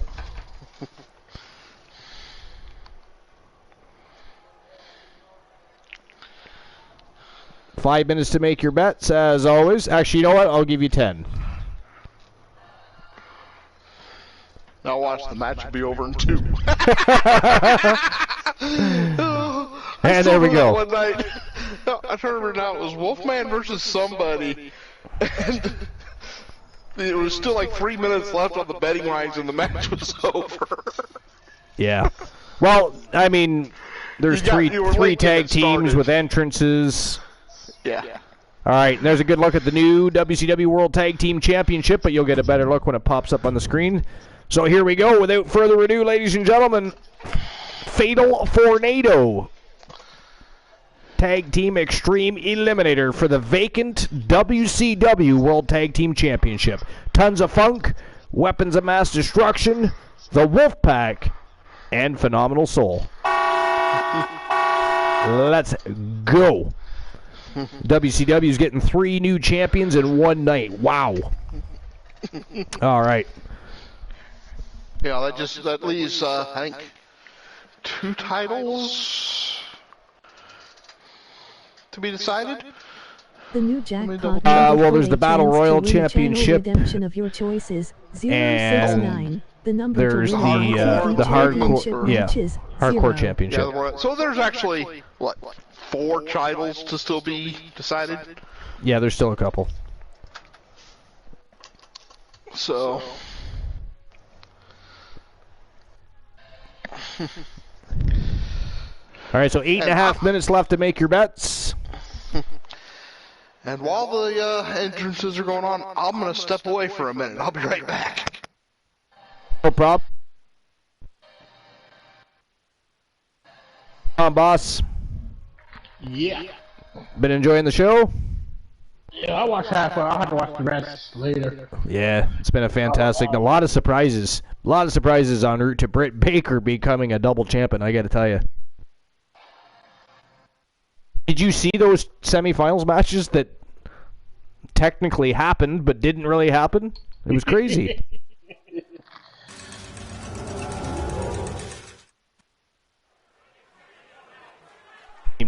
Britt Baker and Nikita Lyons starching their opponents in the semifinals I did not see that coming. I know, right? And here they come. That may very well be the fastest semifinal in Archerverse history. Yeah, I agree. All right, so let me get back to my list because I've only got 2 left on the list here. Here we go. So number 2. Oh no, I got to finish the Stephen Amell part. Actually, no, I don't. I'm moving on to number 1. Apparently, I already did number 2 because number 2 is Stephen Amell. So number 1 on the list, Mr. T. Introducing first. So a long time ago, there was a WrestleMania. The event was not the first pay-per-view in wrestling history, but it was certainly the biggest. At the height of Rock and Wrestling Connection, the event was hyped up beyond belief, not just in the world of wrestling, but in the mainstream media outlet as well. One man can be thanked for so much interest. Mr. T in the 1980s was hugely popular, starring in films like Rocky III opposite Sylvester Stallone, and acting as B.A. Baracus in the popular A-Team television program. Mr. T was not a trained wrestler, so he was paired with Hulk Hogan in a tag team match against Roddy Piper and Mr. Wonderful Paul Orndorff. Because Mr. T wasn't trained, the heels mostly immobilized the television star with genuine wrestling holds. Mr. T rankled at the treatment, but his appearance definitely generated a ton of interest, not just in WrestleMania, but all of pro wrestling as well, raising its status in the eyes of the masses. So there you have it, the 10 best celebrity appearances in WWE history. Let me just run those down one more time. Guys, we finally crown a new champion. Number 10 on the list was Donald Trump. Number 9, the Muppets. Number 8 was Mike Tyson. Number 7, Chuck Norris. Number 6 was Jon Stewart. Number 5, Drew Carey. Number 4, Floyd Mayweather. Number 3, LT Lawrence Taylor. Number 2, Stephen Amell. And number 1, Mr. T. And I can't really complain about the list too much. Stephen Amell definitely deserves to be up there. I can understand why Mr. T was ahead of him, but Stephen Amell, again, he's actually very good at wrestling. So, not just a fan, he became a good wrestler. But anyways, what did you guys think of that list? Here we go, guys. We're finally going to crown a new champion here tonight. Cole, this match right here is the absolute definition. Last on the list was Mr. T. Well, that's what you missed. Definitely. I mean, Mr. T definitely belongs on that list. Now, I don't know if I missed Arnold. And guys, you have to respect how much pride he has in what he does. Actually, Arnold didn't make the list. I was kind of surprised about that, considering not only was he a guest multiple times, but he was also given the Blockbuster World Championship by Vince McMahon on an episode of SmackDown, if you guys all remember. Yeah, I don't remember that happening, but Arnold just... the crowd always loved it when Arnold showed up. Arnold laid out Triple H in the same episode.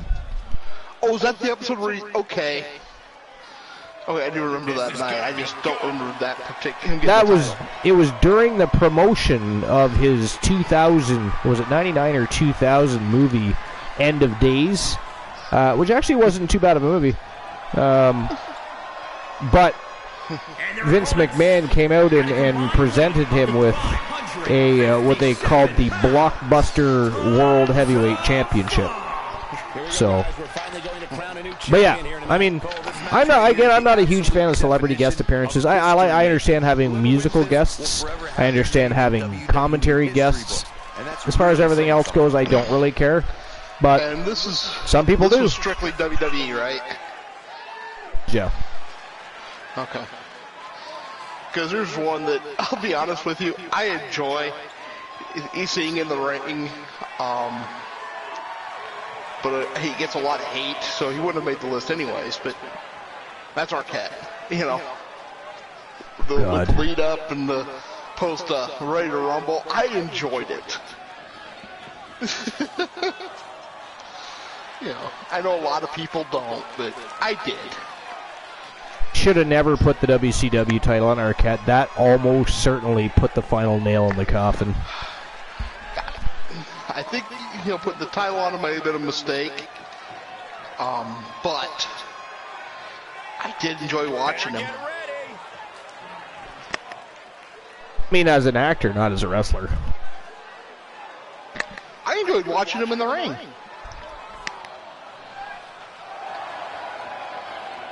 Oh, you could tell he was a wrestling fan because he somewhat knew what he was doing, but he was very botchy. So, and I knew he was never gonna, stick it out for the long haul to make that go away or become better at the craft. So I don't know. David Arquette just didn't do anything for me. I liked him though. I didn't hate him. I prefer him to Drew Carey, for instance. So there's that. But Glenola, I'm just gonna step away from the broadcast for a minute. I do have to visit the facilities again. It's been a hot minute since I was able to do so. But I will be right back. The ship is in your hands. I don't know if you have a small list you want to go through or what you want to do about that, but I'll be right back, sir.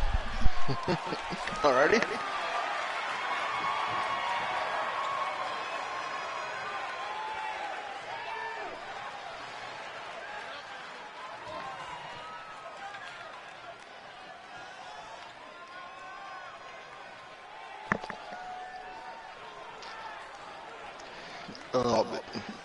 Here's another one.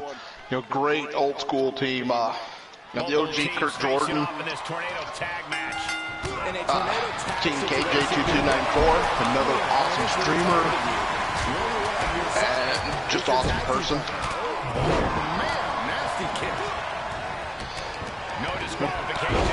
Then the Soul Man, long history with the Archerverse. J Negative Gaming is the streamer team. And not only is there a long history in the Archerverse, but him and the Wolfman have quite the history.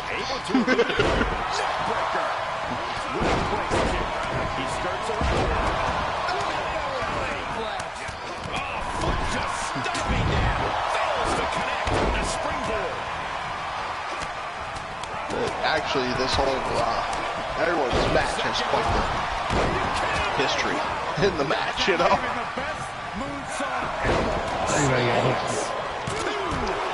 The weapons of mass destruction, the Wolfpack have faced each other multiple times. Multiple times. He's been put on the defensive. But to be honest, the Soul Man and the Wolfman have the longest history in here. They had the most brutal match in Archerverse history back in Archerverse 1.0. We've talked about it many times. But the Soul Man actually threw the Wolfman off of a semi-trailer 4 times.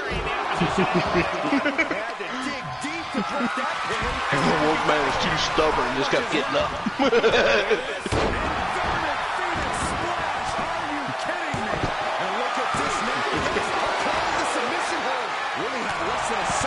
Submission is in. Not for long. Into the cover. He got the shoulder up in time. Giving a massive effort to overcome the pin attempt. No, stops the count at 2. Somehow, some way, he is still. Here he goes for the win.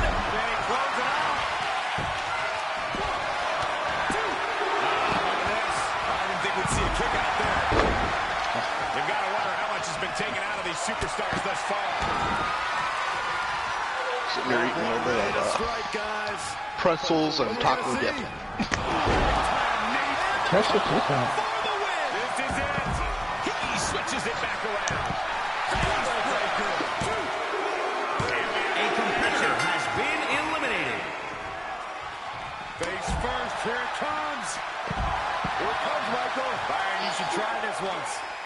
Hooked up, night, stand, reverse. He climbs into the ring. Good timing with that reversal.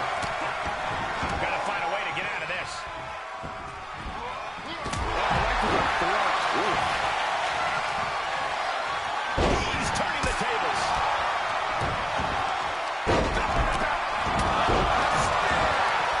Leave the nightlight on the board.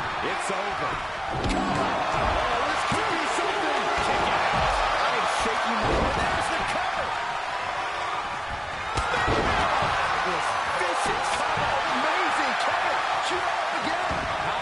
Still going on defies all reasoning.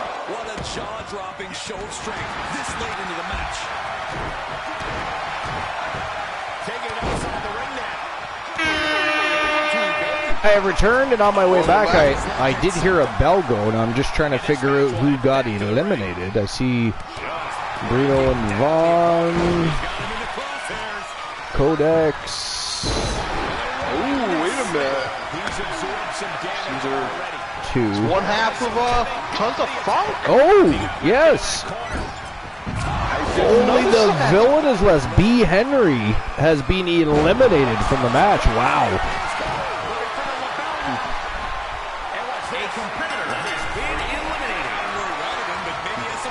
Interesting. You got the villain in the ring and not Reese? The villain is in. Well, the villain and B. Henry are tag team partners. Okay, so I was thinking Reese and B with the... Oh, and Tons of Funk is eliminated. Wow, Tons of Funk have been eliminated. Holy shit. Man, oh man. Down to weapons of mass destruction, the Wolf Pack, and Phenomenal Soul. All right, Luke the Gooner, thanks for being here, my friend.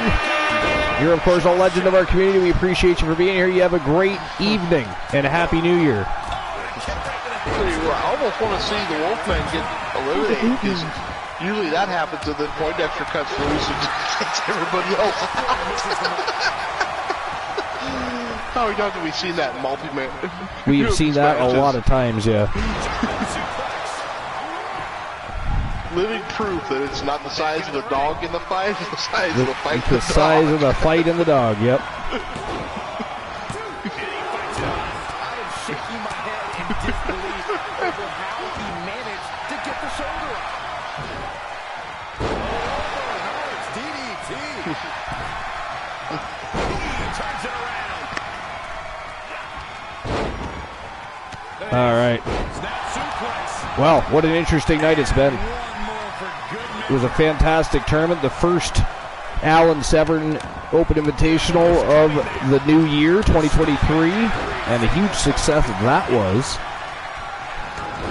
And then, of course, the two winners of the Eliminators facing off, Tony Stone versus Korean Key Woods for the WCW TNT Championship earlier tonight. An amazing matchup. The tournament went a little differently than I expected. I mean, again, that semifinals, it ended just as quickly as it started. It was crazy. Crazy, but it's going to be very interesting to see what happens, what else happens going forward, especially as we get a little closer to Starrcade. And I think Alan Severn has been eliminated. He has. The Wolfman has been eliminated, and Codex in big trouble here with Big Bubba Bruno. We have one half of the Wolfpack. Phenomenal Soul. Do they have both members or one? I can't tell if was the OG eliminated. Did we miss an elimination? We might have. I think we missed an elimination. I think the OG. Yeah. Look at this. Look at this. Codex and Jay Simmons both locked in crossface holds. Wow. He let it go. Yeah, I wonder why. This could be it. Cover. Mitchell Vaughn covering Simmons back up. Sliding back in from the floor. 2 count only. Did you expect anything less? Does he have him here? That might have been a 3 if the ref had. Yeah. Yeah, he got screwed out of the 3 count there, I think. Wow, Codex eliminated. It is down to the weapons of mass destruction versus Jay Simmons. Not good for Jay Simmons. Weapons of mass destruction, unless Jay Simmons can pull off a miracle, are going to be awarded the WCW World Championship title belts here tonight. The new WCW World Tag Team Championship belts. And by the way, what'd you think of those title belts? Oh, they look nice. They are sexy, aren't they?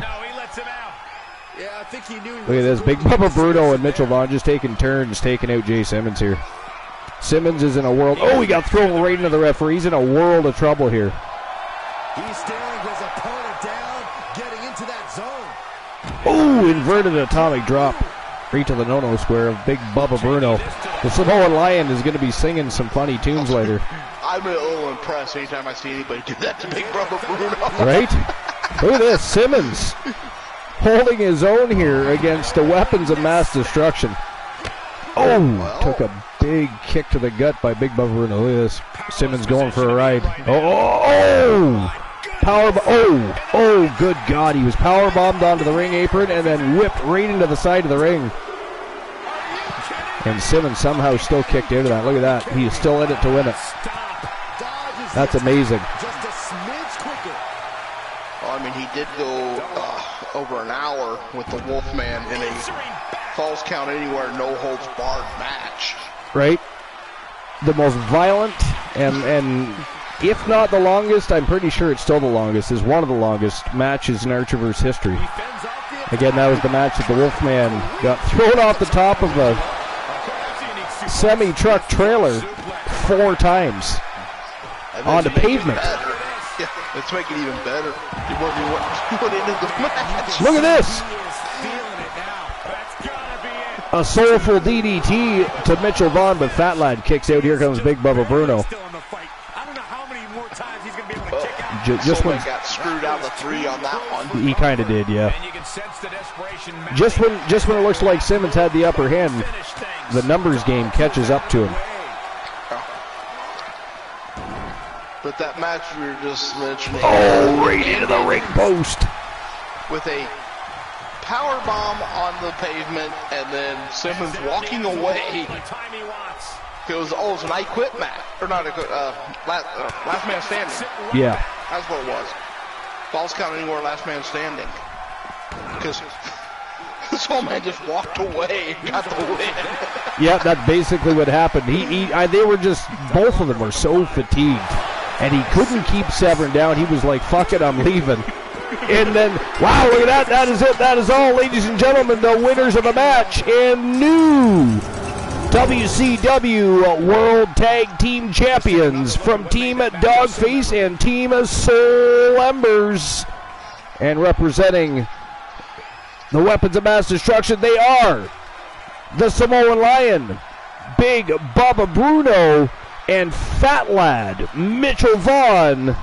Again, they are the Weapons of Mass Destruction, and they are your new WCW World Tag Team Champions. Congratulations to the Weapons. All right, so. Weapons of Mass Destruction. A victory worthy of a new champion. We really are looking. All right, let's see what's going on. We got to invade somebody now.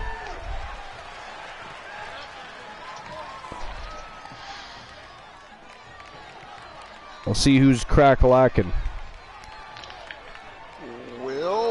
Big Body Meta's going strong. The new jackpot number for a chance to win a channel redemption of your choice is 069. The number to win a YTD championship match is 0.